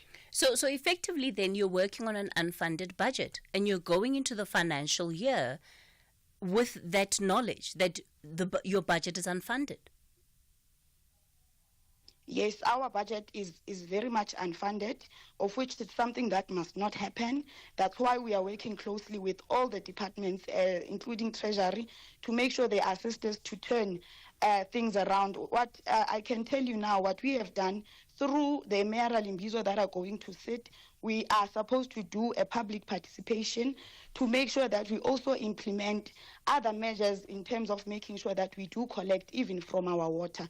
So if we don't work on the issue of collection, Cathy, unfortunately, we are going to always face the same thing, and it's our responsibility to make sure that we turn things around, and we have been doing a lot of work in the institution through council committees as well as administration to make sure that we collect. I can tell you now, Cathy, from last year, we were at 6% collection, but in December, we were at 9%. So it means that even if the progress is slow, something is happening. Our collection rate... Now imagine what would happen, Mayor. Imagine what would happen if all of the officials that you employ in the municipality were actually able to do their jobs. You'd probably be sitting on higher than this 9% that you say you have improved to. So if they were not actually sitting around outside the property of the municipality, if they had cars to take them to where they needed to be in order to deliver services to residents in the area. Okay, Cathy. Let me also correct this one. When you got in 2021, the municipality was hiring pakis. We did continue with that for a while. I can tell you now, we bought 4 pakis 2 years back in December. The municipality has 4 new pakis that we bought 2 years ago. And also, to also cap the issue of funds and actually make sure that we preserve what we have. The lady, which is the shop steward, is not correct. The speaker and myself have cars that have been bought by the municipality. So we are no longer renting cars as we speak. The speaker is using his own car of his office, and I'm also using my own car that is used by my office. And the issue of sitting outside, Cathy, it's not an everyday thing. Unfortunately, it's now because salaries have not been paid. And I always encourage administration through corporate services, as well as the councillors that are also in LLF. They must be able to sit. They say they must sit LLF. The last LLF, that was last year, the very same unions boycotted the LLF. They did not attend it for their own reasons. But I can tell you, I always encourage them, administration, if there are issues, go to LLF and address issues in that regard. Because remember, we also are governed by laws and regulations that say, if the employer does not comply, this is what you do. If an employee does not do what they are supposed to do, when this you is were what notified, so when you were notified about the fact that workers don't have the right tools of trade, or rather they don't have the tools of trade at all, PPE, tools, etc., what did you do about it? In 2021, 2022, my early 2022, the municipal workers were bought PPE. And in terms of the tools of trade, if maybe you would say your shovel, there is a shortage, but it's not correct that there is nothing at all, because work is continuing. Even now, I know that the corporate services director, she was telling us in an EXCO meeting that she wants to also now start doing the procurement processes for another. But Mayor, what work is continuing? What work is continuing when workers are sitting outside on the grass because they have not been paid, number one. Number two, they don't have the tools. So you're acknowledging that they don't have all the tools they need to do their jobs. So what work? So what work is continuing? How can you confidently say that work is continuing? That's why I'm saying, Cathy, the only disturbance is these 2 days that I'm speaking about. But I want to actually erase the But that can't be true, because you've acknowledged that even last year you were only able to pay out salaries in, every quarter that you received your equitable share contribution. Yes, that's something that happens, and it has been happening even in previous administration. I'm not refuting that, but I'm saying that the issues of your lack of your inability to deliver services has been going on for as long as even the challenges around salary payments have been going on. Yes, Cathy, those are the challenges that we are facing, and it's not something that is only immune to Mohokare local municipality. But we're talking about Mohokare now. Yes. The I other mayors will understand. speak for themselves, so you must speak for your municipality. Yes, I understand, Cathy. That's why I'm saying to you, this is what has been happening, and we do acknowledge and we profusely apologize to the employees in this regard. However, we are not sitting and doing nothing about it. And we are going to make sure, as we speak, Cathy, we are actually undergoing a facility that will make sure that they give us money so that we are able to pay salaries. That is the life that we are living, and it's a life that is not supposed to be normal, and it's a life that we are not So how supposed do to be you choose comfortable who gets paid? Like for this month, some workers have been paid, others not. How do you make those decisions? The decisions through administration. Remember, I'm also being advised by administration, which is finance. The money that we had is that we are only able to pay general workers. And then we then decided that it's fine. Let us pay general workers because they are also our foot soldiers, and we know that they are not getting paid enough money. So we said that let us start with them because we feel that at least it will have some sort of a relief. We have done it before, Cathy. That's what we do. So you and Through your the executives have not consultation- been paid? No, we have not been paid. Let me bring in Sandra. Sandra, let me give you a chance then to respond to what the mayor has been saying. Yes, thanks, Cathy. The mayor has been singing this song for over 3 years now, talking about the revenue collection. Since she came in, it's only recently, I think 2 weeks ago, with this new CFO that was the acting CFO that was bring in by Cocta, because we don't have management at all. It's only the only person that is here, because I'm not counting the invalid municipal manager, acting municipal manager, which is the invalid technical director. There's only one person in the institution. It's only the corporate services director. Then the rest, there's no management in Mongari. So this song, she's been singing it every time when she goes on to the media. She'll talk about revenue collection for 3 to 4 years now. Our term of office is nearly coming to an end. However, Cathy, I just want to bring in a few, two or three points. The municipal vehicle now is driven by a Prada, which is unauthorized because she had a driver. The driver is sitting there in Smithfield. Our municipality consists of 3 towns. It's Rural, Smithfield, and Zasno. Zasno is a head office. Now he's sitting in Smithfield. They took him there in Smithfield because he didn't want the driver anymore. And mind you, the driver is her blood cousin that she hired to come and drive for her. Then they fall out. She got a fall out with her own cousin, which is a driver. He's sitting there getting paid exorbitant salary, doing nothing, just sitting there in the offices, in the traffic offices in Smithfield. I just want to show you the kind of mayor. Sandra, pause there. Is that true, Zingisa? Cathy, some other things I don't know where they come from, but but it's okay. What is true is that the person that you used to drive for me has been transferred to another unit. But the issue of sitting and doing nothing, I think that is a matter of HR that they must also investigate. But the only person that is driving for me is a traffic officer that is authorized by the municipality. Okay, Sandra. Thanks. You see that traffic officers, Katie, they are taken from their designation. They go and drive for her.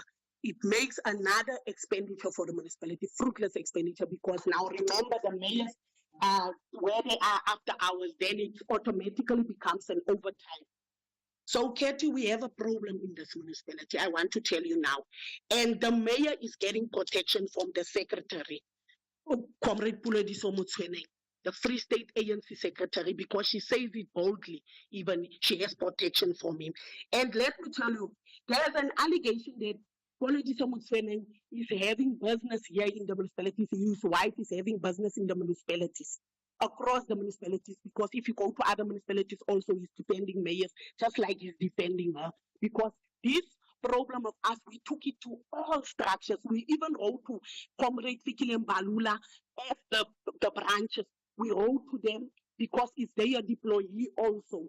The ANC's deployee, we wrote to them, we wrote to that same secretary. He's doing nothing, he's defending her left, right, and center. Because if you can check also, she's using also that attorneys, the Piper attorneys, to fight each and every battle, even if she sees there's something wrong with this appointment that she's doing, and the prospects of winning is zero. But she'll go and appoint the attorneys with the municipal. Just ask her how much do they owe Piper, and she must send you the invoices of Piper. She must just ask her how much. All right. Thanks for that, Sandra. Zingisa, how much are you spending on lawyers? I don't have the actual figure right now. But all I can say, Cathy, I'm not sure now if we are addressing issues of the organization or well, of or course, issues. if you're using the municipality's coffers to fight your personal battles, it is still issues of That is public not true. interest.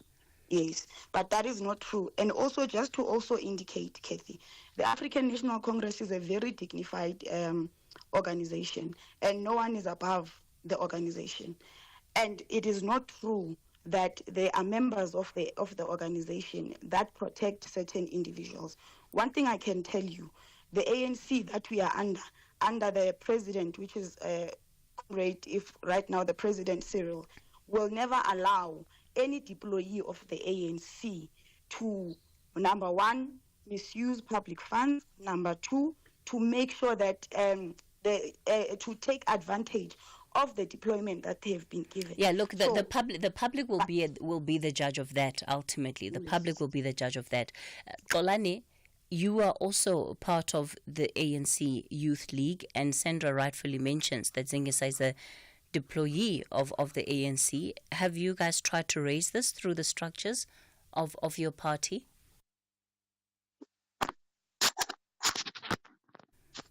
Xolani, please unmute yourself. Thank you very much, Cathy. Thank you very much. We did try to raise these things. We did write several letters to the SG, trying to address these challenges that we are having here. You know, Cathy, the mayor also runs, he's contesting the positions within the ANC Youth League. He is also using the municipality funds to contest or to buy the Congress. As we speak now, we are facing a biggest challenge of having parallel structures within the Harib district because of her. It's not for the first time. Cathy, also just to mention this, the mayor has she has a case that is open against her by the ANC chief whip within the municipality here. Maybe you can just try to ask her what is happening with that case, because now the mayor we hear she's talking with us, but she is reading things that she was supposed to do, but she's not doing. What is the case about? The case it's a fraudulent case where they appointed this the MM, the acting municipal manager, and his qualifications. Yes. Okay. All right. Zingisa, maybe let's close off on that issue. Lots of concerns have been raised about the appointment of the acting municipal manager. And before you answer, the previous municipal manager, is he still earning a salary from the municipality? Yes, and the council did sit and concluded on a settlement, yes. How much was the settlement for? It has not been calculated Okay, yet. the point is that you're paying basically double salaries now for that position. An acting MM as well as a suspended MM. Why did you put somebody in that position that is not qualified? The person where I'm standing, the person is qualified. The MEC disagrees with you, and so does your own party. The MEC, we are in consultation with the office of the MEC, proving to them that the person is qualified. And let me take you into confidence, Cathy. During the recruitment process of the said individual, Kokta was appointed by council to be part of the panel. So the recommendation to actually appoint the said individual COCTA was part of the recommendation because we did not want a situation whereby we do things on our own. So the recommendation to appoint, the verification processes and everything up to the appointment, because remember, council only appoints. So the recommendations and all the processes from appointment, it's COCTA was very much involved in the process. And with the recruitment file that we have, the person is qualified. We'll and leave it any there. person who has allegations, We'll leave and it the there. allegations of Zingisa, everything we're must come and completely prove it out now. of time. All right.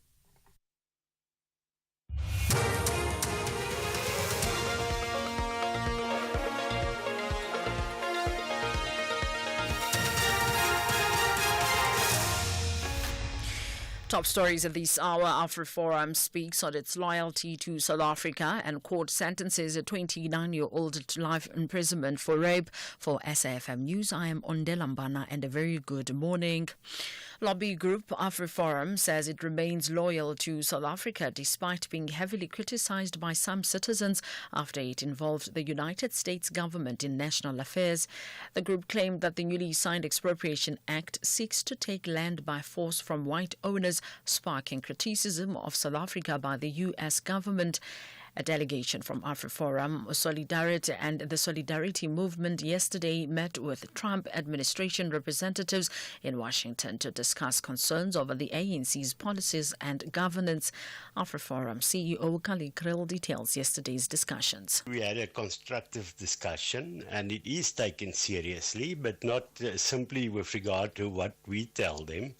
The fact is they have a State Department, they have an embassy in South Africa, and the feedback that we've got is that they've been following what the ANC leaders and ANC government is doing in South Africa, and they are worried about that. Also, they've given examples with regard to South Africa's links with Hamas, their links with Iran, and a number of other issues, worries about expropriation and disrespect for property rights. President Cyril Ramaphosa says differences within the government of national unity over the budget shows that South Africa has a maturing democracy. He says the various parties continue to work together to reach consensus ahead of the tabling of the budget on the 12th of March. Ramaphosa says the GNU continues to hold despite ideological differences as all parties aim to act in the best interest of the country. The president was speaking at a conference hosted by Goldman Sachs in Johannesburg. And right now we are in the throes of seeking to address the differences over the budget. And I keep telling my colleagues and indeed South Africans that our differences are not fatal. There are governments that have fallen and broken apart over budgets. And so this shows that we are a maturing democracy where there has to be consensus that should be built around the budget. The family of a 60-year-old woman who was washed away by floods in Lamontville in Durban says they are pinning their hopes on search and rescue teams to find her remains. Her daughter, Ntombikona Mhlongo, and her family are among at least 280 families who have been relocated to the Bayview Hall in Chatsworth. Their informal dwelling was washed away on Tuesday night in heavy rains. 6 other bodies were recovered in various parts of the Durban metro. Mhlongo says they want to find her mother's body so that they can bury her with dignity and find closure. We're still waiting for any information that will come to us because no one yet came. From last night until now, we're still waiting.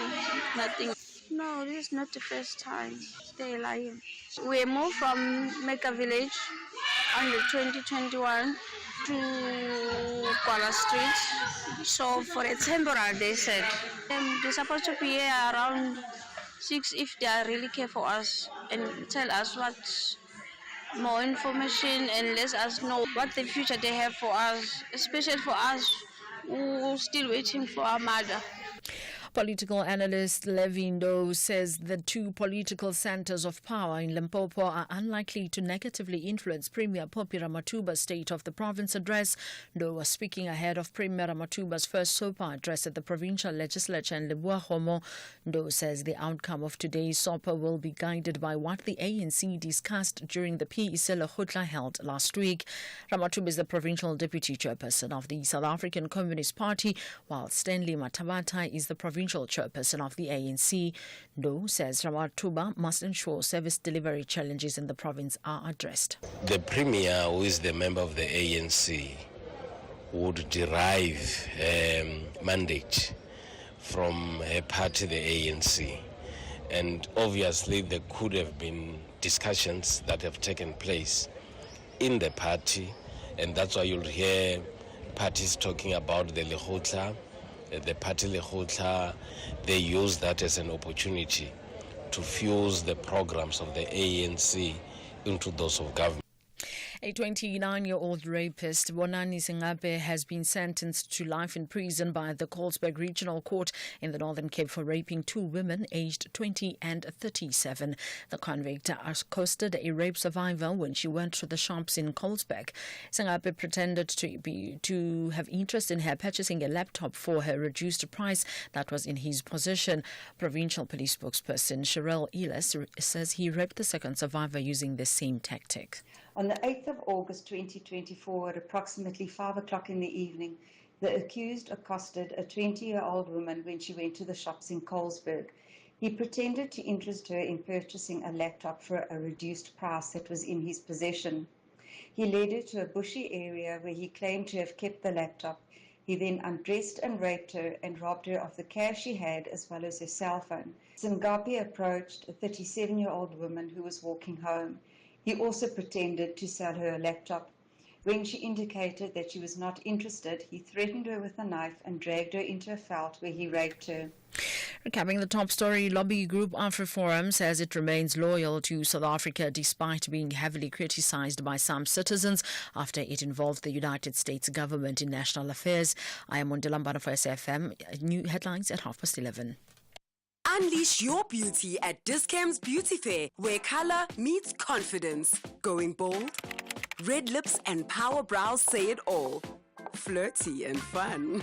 Smoky eyes, glossy lips and lashes for days. From effortless chic to full glam fabulous, your perfect look starts here. Dis-Chem's Beauty Fair is on. Shop the hottest cosmetics, fragrances and skincare at prices too good to resist. Hurry, offers end 16 March.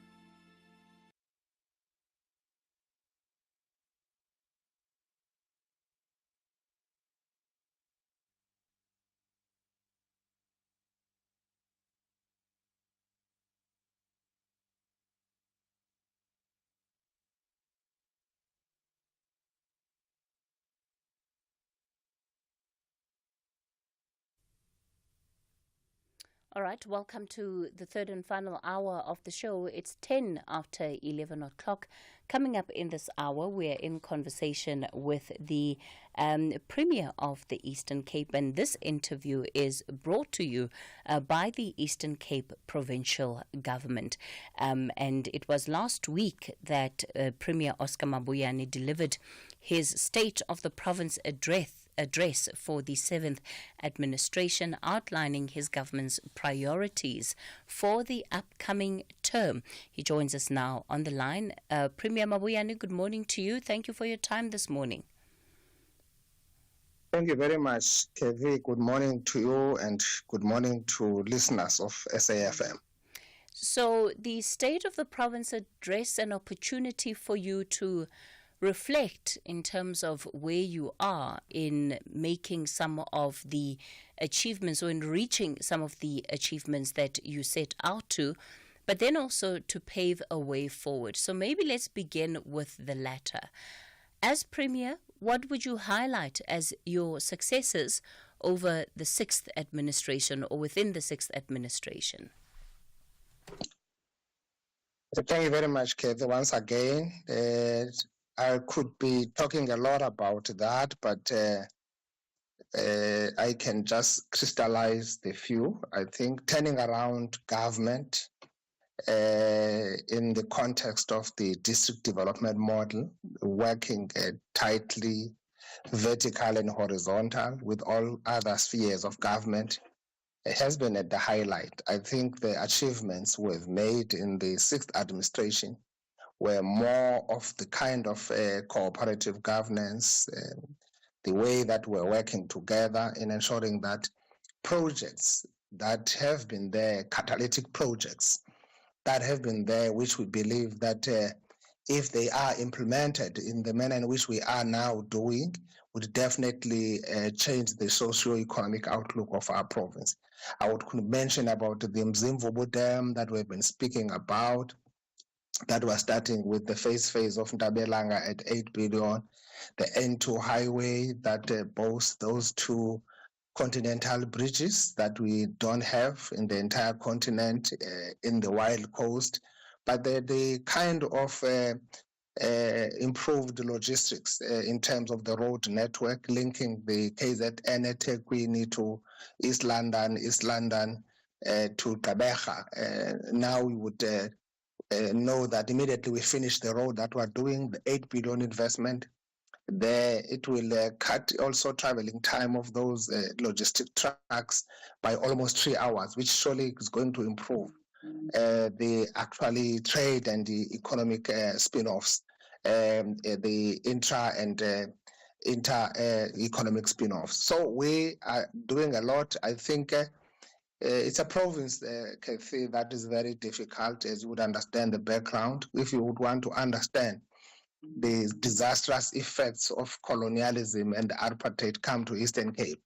It's a province that has been neglected by those systems. So we basically, over the last 30 years, been trying to get things done, but also the amalgamation of three administration was not a smooth sailing. But work that has been done, foundation that has been laid, has made it easy and possible for the sixth administration to push aggressively, getting those projects that have been there for years not done, being done. And now we can see that where we are going and where we are heading to as a province. Can we, with all sincerity and honesty, Premier, 31 years into democracy, be talking about the fact that much of the state of the Eastern Cape today is as a result of what has happened historically in the province pre-1994? Definitely, yes, because the history has no blank pages, unfortunately. But we could have also done more, I would agree with you there, as the democratic government. As I'm saying, for instance, the road that I'm talking about, the N2 highway, it's a road that was meant to be implemented in 2003. It could only be implemented 20 years down the line. The Mzimvubu Dam that we're talking about is a dam that was conceptualized in 1960s. We took almost 60 years to implement that problem of the sluggish approach, the poor turnaround time, lack of agility, in ensuring that those catalytic projects that are meant to induce and stimulate the economic growth of this province have been actually not supported enough. So in the last 30 years, I would agree with you, we should have done more.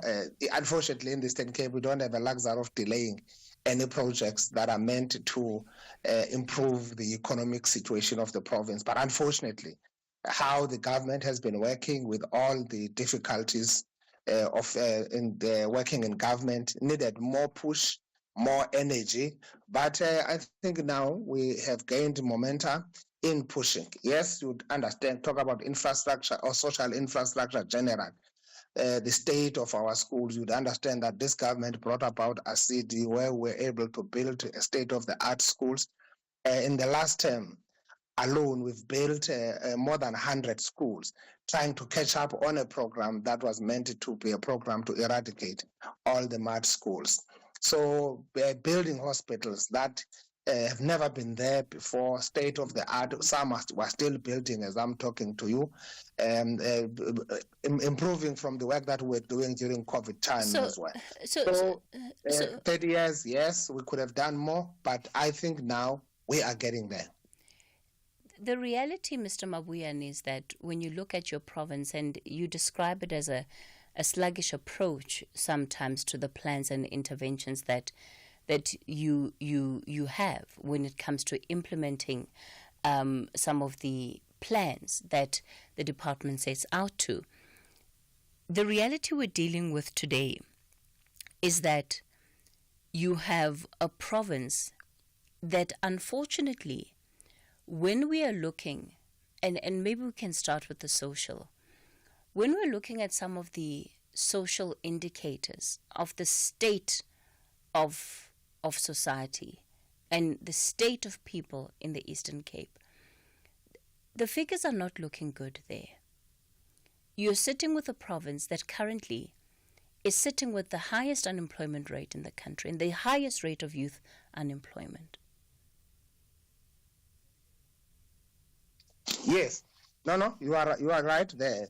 Of course, when there would have been an investment strike into this province for the last 6 decades has been over-relying on the auto sector. As you know that we are an auto sector hub of the country. Almost 49% of cars that are manufactured in South Africa are manufactured here. The work has been done around that, but coming from a very low base, you would understand this is the same province where this government over the last 30 years has built the most successful SEZ in South Africa, the Kucha SEZ as well as Island and IDZ combined. They give you almost close to 100 companies that are now operating in those SEZ. We are working on a third SEZ in the eastern part of the province, Mthatha, and the Wild Coast, which we call it the Wild Coast SEZ, in the context of the Eastern Seaboard development that you would have heard about. Yes, the high unemployment, because the over-reliance here has been always on the social spending, or particularly government intervention as the major employer around here, with not that much. But as I'm saying, in the 6th term, we're able to mobilize almost 200 billion, something that has never happened, from a private sector investment, a direct investment into this province, factories that we have been working on. So there's been a lot of work that is being done in ensuring that we are able to leverage on the kind of endowments and the potential this province has. This province has got a huge unparalleled potential in terms of its growth, boast itself with the 3 underutilized ports. The issue should not be about this province. The issue should be about the even development of the country, where those who are at a national level would understand the gaps that we have, whether I talk about funding formula, equitable share, following numbers and all that. So the kind of a final approach, the budget funds more national. As you go down, you get less and less. With the numbers and the province that is a province of an outward migration, or a labor sending province, so you continue getting less. And people of this province, when they go out, they expect the same services when they come back, even during holidays. But we are dealing with that issue now since the introduction of the DDM. So we are working together to ensure that we basically improve those fundamental development anchors, your infrastructure, etc., but also identifying these kind of areas where we should be looking at in terms of the new growth path of the province, or the development trajectory of the province. So we are attending to those kind of issues. Yes, we might have not been at the level where we are in terms of being aggressive, in terms of pushing, but we have since realized, but also the stability of the province politically has helped us a lot in ensuring that we are able to speak with one voice, be able to work together and make sure that everybody is focused on the development. On the issue of the migration, outward migration, that the Eastern Cape experiences, you and a province like Limpopo, of course, are you know, a lot of the people that come from those two provinces end up in other parts of the country. But the situation in the Eastern Cape is quite peculiar in that in areas where we see a decline in service delivery, it then also has a direct effect on the migration levels.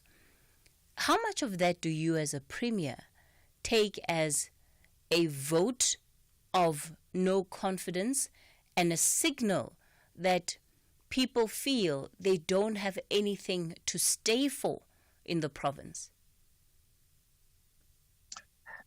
I think we've got a liberated country, Cathy. South Africans can work anywhere.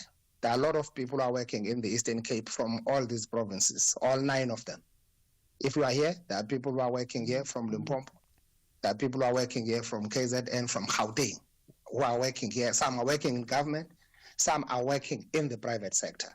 Yes, the Eastern Cape, because of its limitation of the private sector investment and diversifying from the auto sector that I spoke about, the manufacturing in the auto sector, the chances have been limited for the growth of our people. But this government has been brought about to make sure that people are broadening their horizons. They can work anywhere in South Africa. It's not a question of vote of no confidence. Yes, everybody would want to work closer to home where there are possibilities. There are a lot of initiatives that have been there. But how do you characterize then the lack of investment? Why do you think business is no longer investing in the Eastern Cape as it did before? And you're right, by highlighting the fact that the Eastern Cape, of course, is the auto manufacturing hub of the country, and therefore you sit with the position of maximizing and stimulating economic growth in that regard. So why do you think it is that there has been this shift and this change when it comes to investing in your province? Unless you are looking at different statistics, from where I'm seated, there is no shift. There is more confidence developed by the private sector. I'm saying to you, in the 6th term, something that we have never achieved before, we were able to galvanize and mobilize more than 200 billion investment into the Eastern Cape, factories that are with our SZ as we speak. So that tells you now that the business is able to look into this side of the province. Yes, of course, some of projects are investor driven. Any investor would always be keen to go to where conditions will always forever be conducive. If there is not an investment in the infrastructure, you'd understand in the Eastern Cape for all these years, the roads here have been 90% gravel, 10% surfaced roads because of the situation that we've been having. That's why government has taken some bold initiatives to make sure that we invest in the infrastructure, particularly rolling out a road infrastructure network in the Eastern Cape, linking it up to all other provinces. You would remember, this is the province indeed that might not be easily looked like other provinces, 1,000 kilometers away from the economic hub of the country. Limpopo and others are just 500. It's easy to do business between those two. Eastern Cape and Western Cape are only 2. But because the previous system was clear on what they were doing, focusing on Western Cape to make it what it is today, leave the Eastern Cape outside because those people are meant to go outside Eastern Cape and work in mines and work everywhere looking for jobs. You can't develop them where they are. It has been a deliberate political strategy to make sure that this province is where it is. This government is turning around that as we speak.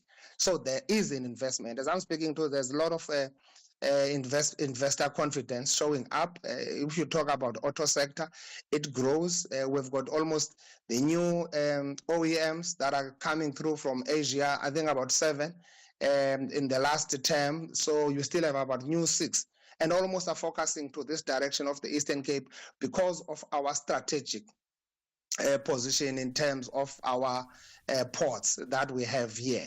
You've got your Stellantis coming up, putting up 3 billion commitment investment. So there is an investment ongoing, but it is not yet at the level where we would want to see. Hence, we have identified a niche where we think that we should be able to bring more investment, doing agriculture to the level of agro-processing, your oceans economy. We've developed a master plan working with our universities around there. Your cannabis, these are industries that have never been spoken about. Your renewable energy, and today we're talking about turbine scales, things that were never been there. You find those turbine scales more here in the Eastern Cape because there's a lot of those wind farms that are happening. Billions and billions are being invested by the private sector here. How do you explain the levels of poverty in your province? The Eastern Cape, again, when we look at the numbers, has, if not the highest, the last time I checked, the highest dependencies on social relief and social support. How do you explain that? Why are so many people in the province going hungry? Again, that's historical. If you look at the numbers of our people who would be packing their bags to go and work in Cape Town, Durban, and Gauteng for actually general jobs that are not really career jobs to change their lives, leaving behind their families here. You would expect that. Government of South Africa is investing in the Eastern Cape alone more than 34 billion a year to push back frontiers of poverty through the social security grant.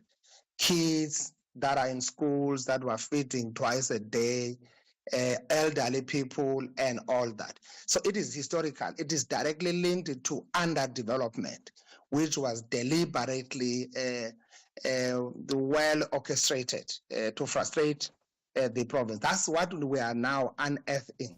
That's what we are now trying to open it up, because we believe this province has got a huge potential looking at the endowments that we have. So we are getting there. We are really getting there, and we are clear on what we are trying to do in identifying this niche and also new areas of growth and areas of industrialization. We're in conversation with the Eastern Cape Premier, Oscar Mabuyane. We'll continue this conversation. Our phone lines are still down, but you can send a WhatsApp voice note or text message on 0614 104 107. Unleash your beauty at Dis-Chem's Beauty Fair, where color meets confidence. Going bold? Red lips and power brows say it all. Flirty and fun. Smoky eyes, glossy lips, and lashes for days. From effortless chic to full glam fabulous, your perfect look starts here. Dis-Chem's Beauty Fair is on. Shop the hottest cosmetics, fragrances, and skincare at prices too good to resist. Hurry! Offers end 16 March. Okay, Lehasa, we are recording 3, 2, 1, go. A cold case is opened 39 years later after the body of a young man is discovered in a derelict building. There are 4 suspects. Suspect 1, a clergyman. Suspect 2, an eminent entrepreneur. Those people are always shady. Suspect 3, a community worker. Hey, what are you saying? And suspect 4, a wheelchair-bound husband caring for his wife. Hey, and Nevele, you can't. Each has a secret to hide. As their lies unravel, the people that they love the most begin to wonder what else they might be capable of. Nothing in this case is black and white. Can you ever really know the people closest to you? What secrets have they buried? Tune into Unforgotten Season 1, Monday to Wednesday at 9 p.m. Starts 24 February only on S3. Tabo, don't tell me that the script freaked you out. Where are you?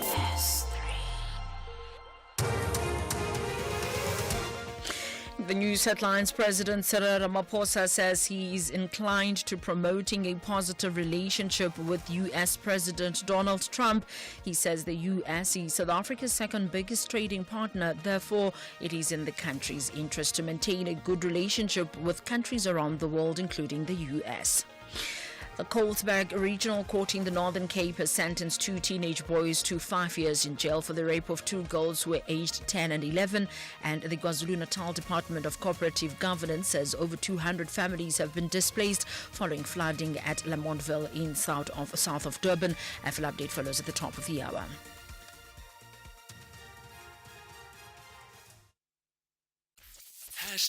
#SAFM Talking Point. We continue the conversation on the Talking Point. We're speaking to the Eastern Cape Premier, Oscar Mabuyane, and this conversation has been brought to you by the Eastern Cape Provincial Government. So, Premier, before we went to the headlines, I asked the issue around poverty alleviation and reduction. It's often been said that the Eastern Cape is not fully capitalizing on the opportunity it sits with when it comes to the development of agriculture. Definitely, Kev, as I've indicated to you earlier, that against it talks to the issue of the kind of capital investment that we have in the agriculture. We've been more working or focusing on the primary production.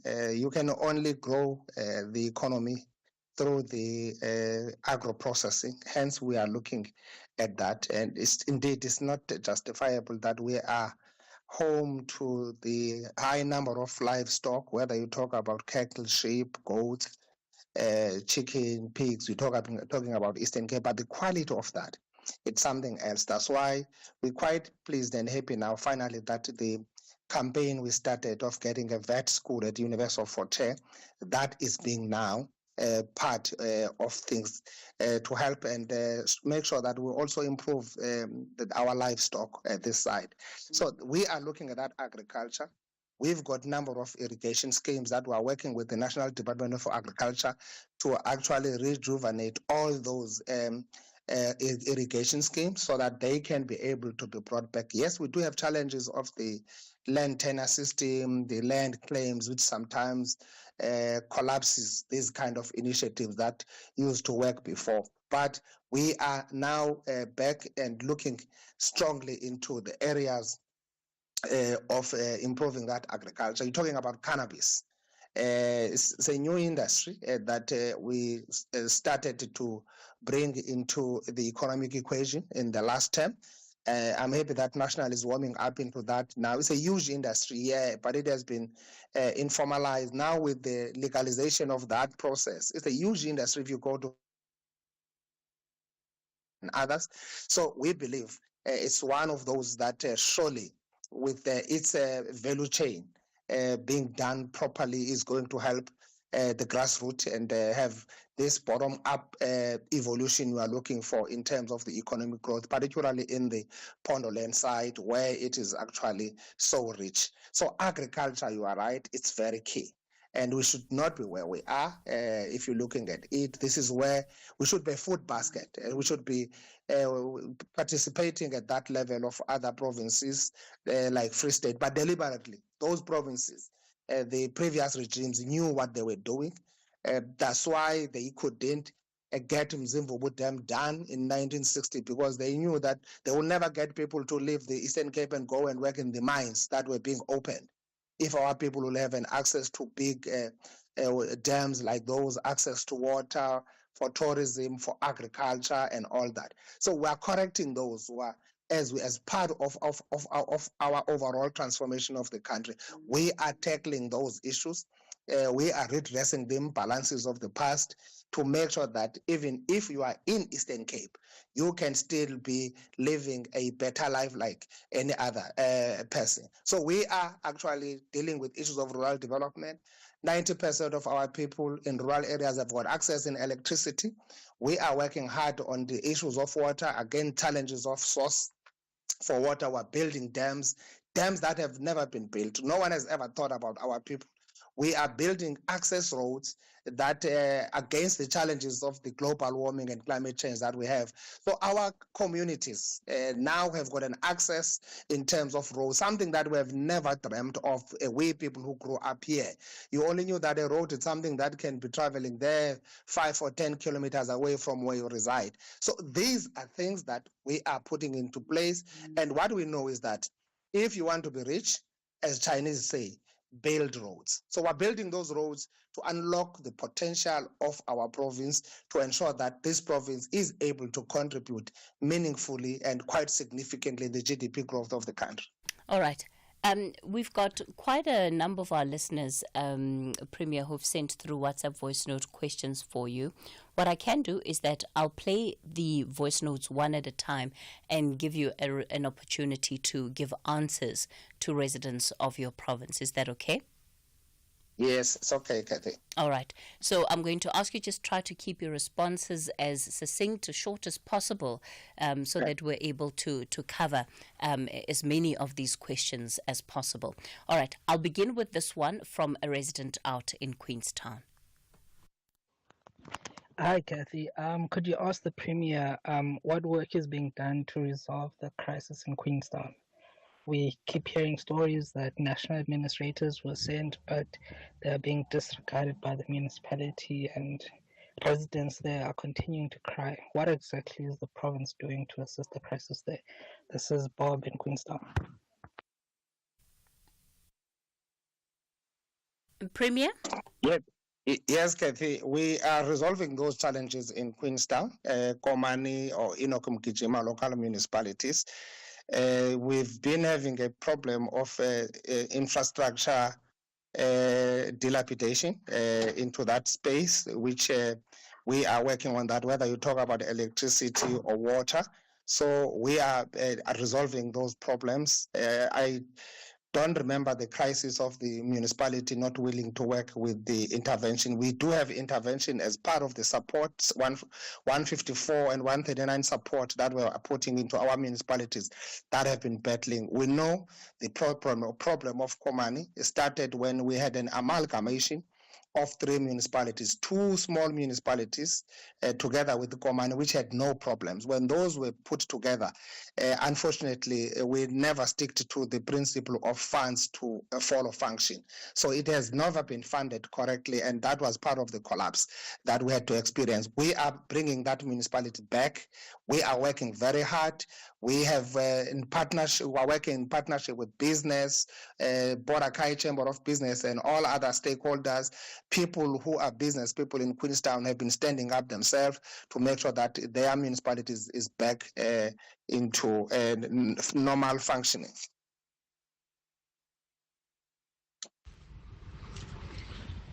Good morning, this is Cathy. Oh, I hear our Premier is talking there. You know, Sis Cathy, if you can come to East London, roads are terrible. I've never seen such potholes. And you go to suburbs, it's worse. Downtown, it's worse. So I don't know what they are doing with the potholes. Why are they not fixing the roads? And they've been singing. One day you will see a truck filling up those potholes with tar, and then after it rained for 2 days, 3 days, the potholes emerges again. So I don't know what's happening. That the roads are terrible roads.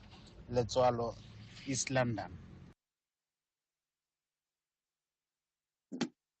Yes, Cathy. I welcome that input from the resident of East London. Yes, there are challenges where probably they might as well be blown out of proportion. There are potholes in certain roads. I know the municipality there has got a clear program of working on that. The real issue, Cathy, as I've indicated, we are a disaster-prone province. Since the challenges of effects of global warming started to hit us this side, these floods that have been happening. You would understand East London has been one of those areas that have been always experiencing these huge the floodings that have been happening. That has got a direct effect on how the road infrastructure is. As generally, there's been an issue of failure to maintain roads properly, but also it talks to the budget availability and the revenue generation that the municipalities have. Now we're working with them again, the municipality there, to make sure that that municipality is able to actually rise to the occasion. Potholes are being attended to. I would have appreciated if Ubud would say where exactly, which street, and I could tell you that would be fixed if I would know the exact areas where he's talking about. Yes, when he talks about suburbs, he generalizes the problems. Yes, suburbs are many in East London, but I can tell you many people are staying in different areas, but they might not have exactly the same problem. There are potholes. Myself, when I drive around East London, I pick them up. I called Mayor, I called the council to make sure that those issues are attended to. Most of those areas that he's talking about, most of the time, are areas that are led by having councillors from the other political parties that sometimes are difficult even to report. Just to exacerbate the problem. But we are attending to those issues. We are getting these kind of complaints and concerns. And if Uputi can send me WhatsApp directly, I don't have a protocol on that, I will attend to the problem. If you can just say here, there, and there, and there, that will slip with Mayor today, and Mayor will have to develop a plan quickly to resolve the problem. Premier, in our province, we have the problem of stock theft, especially around Ukumbu. Me, I'm from Wapata. Inkomo zethu ziphelela kuQumbu, and you can't go there to try to look your cattle without a police, cause lapha in that forest kuyadutshulwa. And in nowadays, they don't even steal it. They taking your livestock on the crawl, whether the sheep or goat. Siyacela dear, siyacela. Cause livestock is our bank zethu. You're speaking to Gospete Mtimti Kopacha. Unyanisile ubhuti ingxaki enkulu esinayo le Cathy stock theft. AbakwaBhaca, that is iMount Frere, bakhala ngabakuQumbu nakuTsolo, abakuQumbu nakuTsolo, they are complaining about that. It's the vice versa, but we are dealing with stock theft. We've got teams in place working with South African police services that are now dedicated, particularly in that area. It's not only that area, there are other couple of areas that are a problem. Indeed, this affects our ordinary people directly. This is their economy. The livestock they have, if people are stealing it, sometimes doing these things that they are doing, taking them at gunpoint, it's the biggest problem. But also this needs a community mobilization. I grew up in an area where isela belikwazi ukunqandwa i-community lisela libanjwe kubizwa amapolisi banalo isela silibambile kodwa izawufuna into kokuba sibambisane. The biggest problem that we had was to observe that now these thugs or thieves of stock theft were so emboldened to even intimidate the community itself. But we are dealing with that matter. We are aware about it, and it's an issue that we are condemning it in the most strongest possible terms. All right. Okay. So, Premier, that's then where we'll leave it with the questions for you. So, maybe just to wrap things up, in the shortest way possible, the 3 target areas that you want to leave residents with. So what is it that you say you would have accomplished by this time next year? Also, we don't want to use this mic to lie to our people, but we do have the priorities of this term. These priorities are to take us to 2030. We've got 2030 goals target that we are having out of the National Development Plan and the Provincial Development Plan. We have identified 5 growth frontiers as this province, creating jobs and ensuring that there's more investment coming, and we have momentum there. We're looking at agriculture and agro-processing, also looking at the digital economy, etc. So with these are areas that we are saying we're going all out to make sure that we are able to get things done. Okay. We are looking more east. We are looking more east.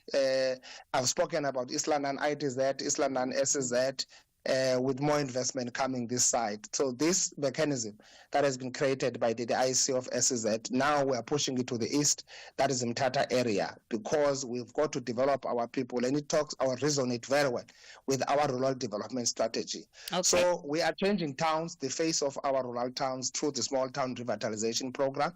And we're seeing more retail investment into those towns coming there, whether it's your SPA group, etc. So there's a work that is happening in our province to change the kind of socio-economic challenges we have been experiencing for over years. The Eastern Cape Premier, Oscar Mabuyane, that is where we'll leave it with that particular conversation. And of course, it has been brought to you by the Eastern Cape Department.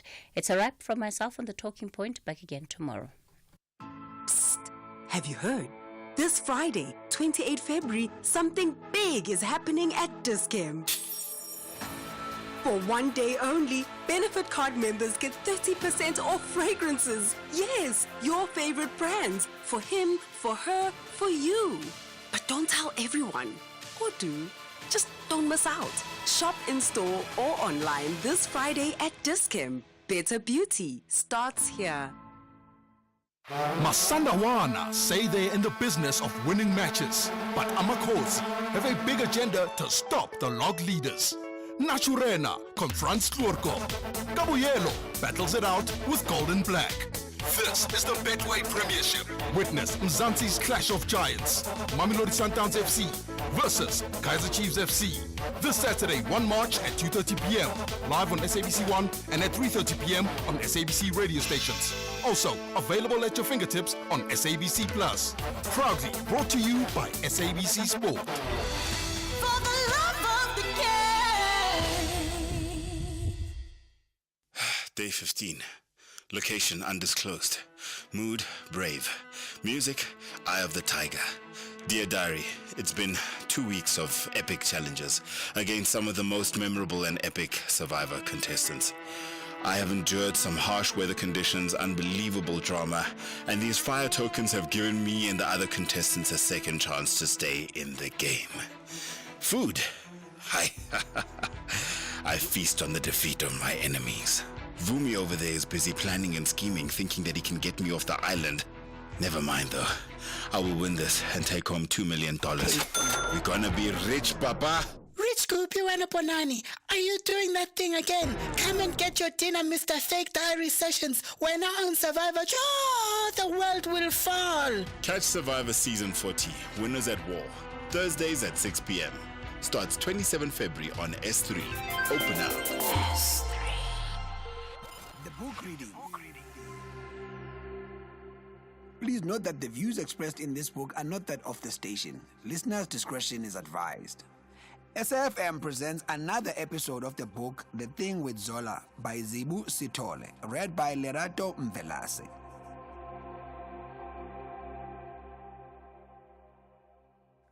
You know, Zola, you don't know how lucky you are. The life and the home you take for granted is something others may dream about. Nomsebenzi said, unable to hide her hurt. I don't take it for granted, Mama, but it isn't a sin to want better, Zola argued. Zola hadn't recognized her mother's sacrifices until she was older and had secretly started making sacrifices of her own. Zola had always wanted better, not just for herself, but for her mother too. Chapter 3. Waking Up with Gunther. The downy hair on Gunther's body tickled Zola's face. His musky smell filled her nostrils, and she snuggled closer to him, tucking the sheets closer under her chin.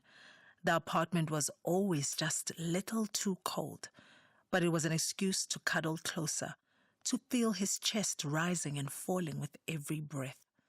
Through a foggy sleep, Zola was dimly aware of noise around her. It was never noisy at her and Gunther's place. Never in the 6 years that they'd lived together had she ever been woken by a knock on the door or the sound of neighbors moving about. They had seldom had anyone stay over, and certainly no one who would be muttering so close in isiZulu. Slowly, Zola woke up to her reality and peeked out from under the covers. She was in bed, alone, in her mother's house in Vosloorus, and Gunther wasn't there. Really now, if you aren't talking to your man all night, you're moaning and groaning in your sleep. How do you expect me to get a good night's rest? Tobile complained, struggling groggily to get her school jersey over her head without messing up her carefully laid edges. It wasn't a good morning, and Zola already knew it wouldn't be a good day. Her conversation with Gunther the night before had been filled with longing and impatience, a chilling foreboding that a relationship across 2 continents might not work. Since the day they'd met, they'd never been further than a bus ride from each other. Neither of them was prepared for the long-distance relationship that had been so unexpectedly thrust upon them. Zola had met Gunther during her first week in Germany. Her classes hadn't started yet, and she'd been feeling like she'd made a huge mistake. The building manager had grimaced as Zola imitated the hissing sound the fridge in her room had been making. Her descriptions had grown more and more animated as her desperation grew, but she'd only managed to confuse the elderly woman, who apparently didn't speak a word of English. Gunther had hissed back at her as he walked past the 2 mystified women. He was tall, large, and as thickly set as the trunk of an old tree, a Germanic gym bro with generic good looks. His body had said he was into sports, hiking. His crumbled plaid shirt over tight-fitting jeans suggested he probably liked camping. This had instantly irritated Zola, but as far as the fridge was concerned, he had been her only hope. She'd looked up at him and felt tears running down her cheeks. He'd softened, his lips curling in a sympathetic smile. "She doesn't speak English," he'd said, walking 2 steps closer to Zola. "I've noticed," Zola had mumbled, roughly wiping her tears with the back of her hand. He'd stood too close to her, but she'd needed him, so she'd stood there, his arms lightly grazing hers, and tried once more to explain the fridge situation. "The fridge in my room is hissing," Zola said slowly. "I can't sleep." Gunther nodded with every slow pronounced word. Then he cleared his throat and mimicked Zola's patronizing tone right back at her. "She does not speak English." His unblinkingly blue eyes had fixed on her. Even though he smiled, she could not bring herself to meet his gaze, so she stared at his lips as they forced out words spoken with a rough nasal accent. "But I can hear you just fine, and most importantly, I can translate." Gunther smiled before rattling off something in German.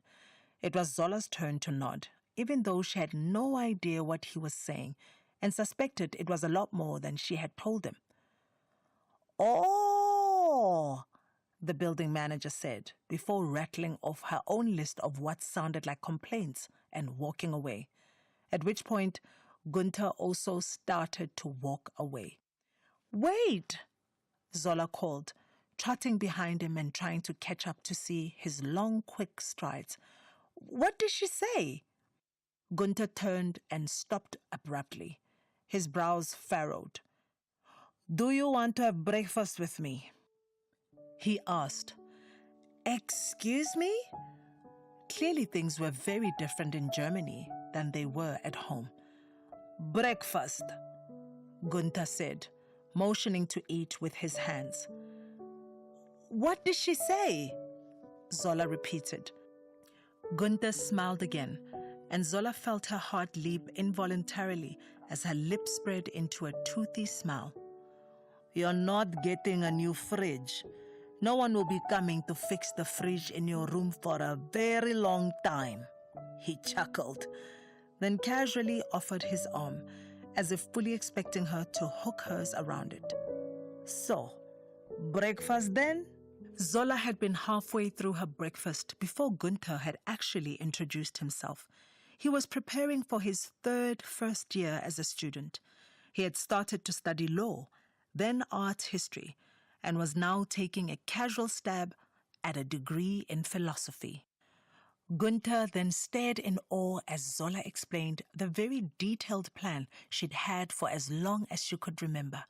She was going to become an industrial engineer and travel through Europe, working and studying and making an obscene amount of money before she settled down, got married, and had 2 children by the time she was 35. She had 17 years to do it, and although that sounded like a long time, for all the things she wanted to do, it wasn't. There was no room for guessing or mistakes. Wow! Gunther said loudly, leaning back in his chair and stretching his long arms over his head. And what happens when these big plans of yours don't work out exactly the way you want them to? Their breakfast had long been finished.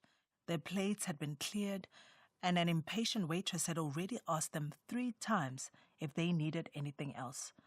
Gunther didn't seem to care, and Zola hadn't had anyone to talk to since she'd been dropped off at a student housing complex a few days earlier. It has to work out, Zola sighed, forcing herself to ward off the stench of desperation that was sure clung to her. It will work out, you'll see, she said with more confidence this time. Rubbing sleep from her eyes, Zola remembered how everything had just fallen into place that morning, meeting Gunther, a man she wouldn't ordinarily have looked twice at, and they had fallen into a comfortable but unlikely love. Of course her plans had changed. They'd had to. As things had turned out, she'd never traveled across Europe, either to study or to work. She'd found one way after another to stay in Germany with Gunther until she had exhausted them all. Finding herself crying on a red-eye flight back home had been like waking from a decade-long dream.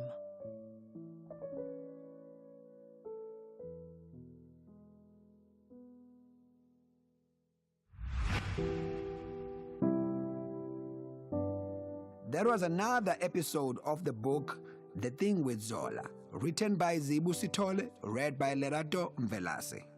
The book is available online at www.penmacmillan.co.za and in all leading bookstores countrywide. It is broadcast on SAFM at 11:45 Monday to Thursdays on The Talking Point. It is produced for the station by Vovi Patala, read by Lerato Mvelase. Technical production, Wiseman Manmele, Nanda Koza, and Tato Mapuruma.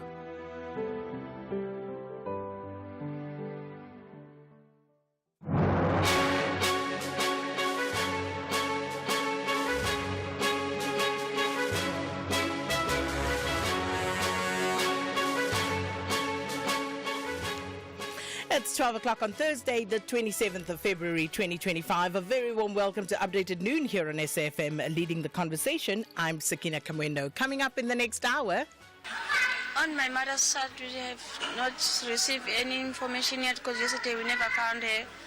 We're still waiting for any information that will come to us because no one yet came.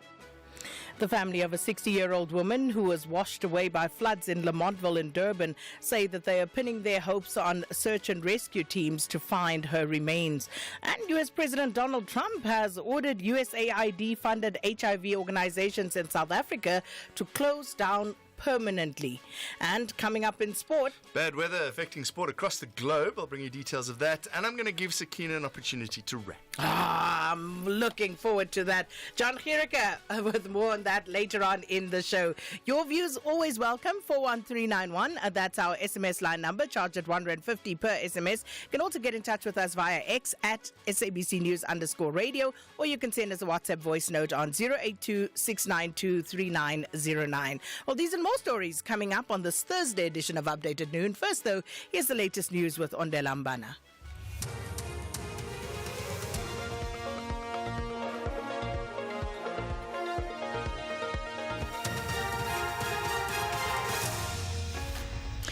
Thank you, Sakina. Top stories. Ramaphosa aims to maintain relations with U.S. President and court sentences two teenage boys to 5 years in jail for rape. For SAFM News, I am Ondelambana, and a very good day. President Cyril Ramaphosa says he is inclined to promoting a positive relationship with U.S. President Donald Trump. He says the U.S. is South Africa's second biggest trading partner. Therefore, it is in the country's interest to maintain a good relationship with countries around the world, including the U.S. Speaking at a Goldman Sachs conference in Johannesburg, the president expressed that he would like to see South Africa and the U.S. striking a deal on trade, diplomatic and political issues. We would like to go to the United States to do a deal. We don't want to go and explain ourselves. We want to go and do a meaningful deal with the United States on a whole range of issues. And the signals that we're getting are that we need to enable the development of that process to happen, and it's inevitable that we will get together. Meanwhile, lobby group AfriForum says it remains loyal to South Africa despite being heavily criticized by some citizens after it involved the U.S. government in national affairs. A delegation from AfriForum, Solidarity and the Solidarity Movement yesterday met with Trump administration representatives in Washington to discuss concerns over the ANC's policies and governance. AfriForum CEO Kali Krill details yesterday's discussions. We had a constructive discussion, and it is taken seriously, but not simply with regard to what we tell them. The fact is they have a State Department, they have an embassy in South Africa, and the feedback that we've got is that they've been following what the ANC leaders and ANC government is doing in South Africa, and they are worried about that. Also, they've given examples with regard to South Africa's links with Hamas, their links with Iran, and a number of other issues, worries about expropriation and disrespect for property rights. Northwest Premier Lazarus Mokgosi says his government has inclusive growth, job creation, reducing poverty and the high cost of living, building a capable, ethical and developmental state as some of the main priorities. Mokgosi is delivering the State of the Province address in Mahikeng. We envisaged to also establish in the province a regional research, innovation and development office, which will be in and coordinated by the Office of the Premier with specific focus on science, technology and engineering. We have, as a provincial government, partnered, honorable members, with the South African Defence Force and Pilar Jordan Academy to provide training opportunities to 3,000 beneficiaries in artisanal and tooling programs through the South African National Service Institute SANSI pilot program. The Colesberg Regional Court in the Northern Cape has sentenced two teenage boys to 5 years in jail for the rape of two girls who were aged 10 and 11. The convicted teenagers raped and sexually assaulted the minors in 2023 when they were both 16 years old. Provincial Police spokesperson Sherelle Ellis elaborates. On Sunday, the 12th of February in 2023, a group of children were playing in the veld near the dumping site in Colesberg. The two accused arrived and chased the children away, except the two victims. They sexually assaulted the girls and raped them. Accused one was sentenced to 5 years direct imprisonment for rape and sexual assault, and accused two was sentenced to 5 years direct imprisonment for rape. They were both declared unfit to possess a firearm. The KwaZulu-Natal Department of Cooperative Governance says over 200 families have been displaced following flooding at Lamontville in the south of Durban. Heavy rainfall on Tuesday led to several homes being swept away. 6 people have died. The province has been experiencing severe rainfall in recent weeks, resulting in widespread flooding and mudslides. COCTA spokesperson Senzelo Mzila. Well, within the specific area of Lamontville, just over 200 people have been displaced and they have been moved to community halls. And the Department of COCTA, through the Provincial Disaster Management Center, is coordinating and ensuring that these people are provided with hot meals and the necessary interim relief that they need through partnerships with the relevant social partners, the eThekwini Metro, and community members as well who have come forward and wanted to donate to ensure that their fellow human beings are supported during this traumatic time. The King of Morocco, Mohammed VI, has asked Moroccans to abstain from performing the traditional Muslim rite of slaughtering sheep on Eid al-Adha this year due to a sharp drop in the country's herd. The shortages are blamed on a series of droughts. Recapping the top story, President Cyril Ramaphosa says he is inclined to promoting a positive relationship with U.S. President Donald Trump. He says the U.S. is South Africa's second biggest trading partner. Therefore, it is in the country's interest to maintain a good relationship with countries around the world, including the U.S. I am Ondela Mbana for SAFM News headlines at 12:30. Update at noon with Sakina Kamwendo, midday to 1 p.m. Update at noon with Sakina Kamwendo. Thanks, Ondela. Good afternoon, everybody. 7 minutes after 12 it is. Thanks so much for tuning in to Update at Noon. A quick look at what we're looking at following up on this afternoon. So we'll go back to KZN, just following up on what's happening after those floods in the province that have caused so much devastation and unfortunate, tragic loss of life. And we'll also speak to the lady. You heard her yesterday. We played a recording of Ntombikona Mhlongo, and her mother was one of the victims who was washed away by the floods in Lamontville. So we'll just catch up with her just to find out what has happened so far, where she is, and of course what she has been told and the way forward for her and the family. And Ntombikona Mhlongo will be our guest in a short while. And then we're also going to look at what's happening in the Eastern Cape regarding stock theft. The Eastern Cape Department of Agriculture concerned about the increasing violent stock theft against small-scale farmers in rural areas of the province. And we understand that subsistence farmers are being attacked, but not just being attacked, they're being killed and being robbed of their livestock by criminals. So we'll follow up there just to find out exactly how bad the situation is and what is being done about it. The Minister in the Presidency, Khumbudzo Ntshavheni, just held a briefing a short while ago, a media briefing on the outcomes of the cabinet meeting that was held on Wednesday. And then the Department of Social Development, SASSA, saying that there are significant threats of unauthorized access to the Social Relief of Distress Grant application system. An independent investigation into SASSA's system for Social Relief of Distress, those are the SRD grants, found a medium-level threat for the system, meaning that there is moderate risk of exploitation. And then the South African Post Office, the Department of Communications and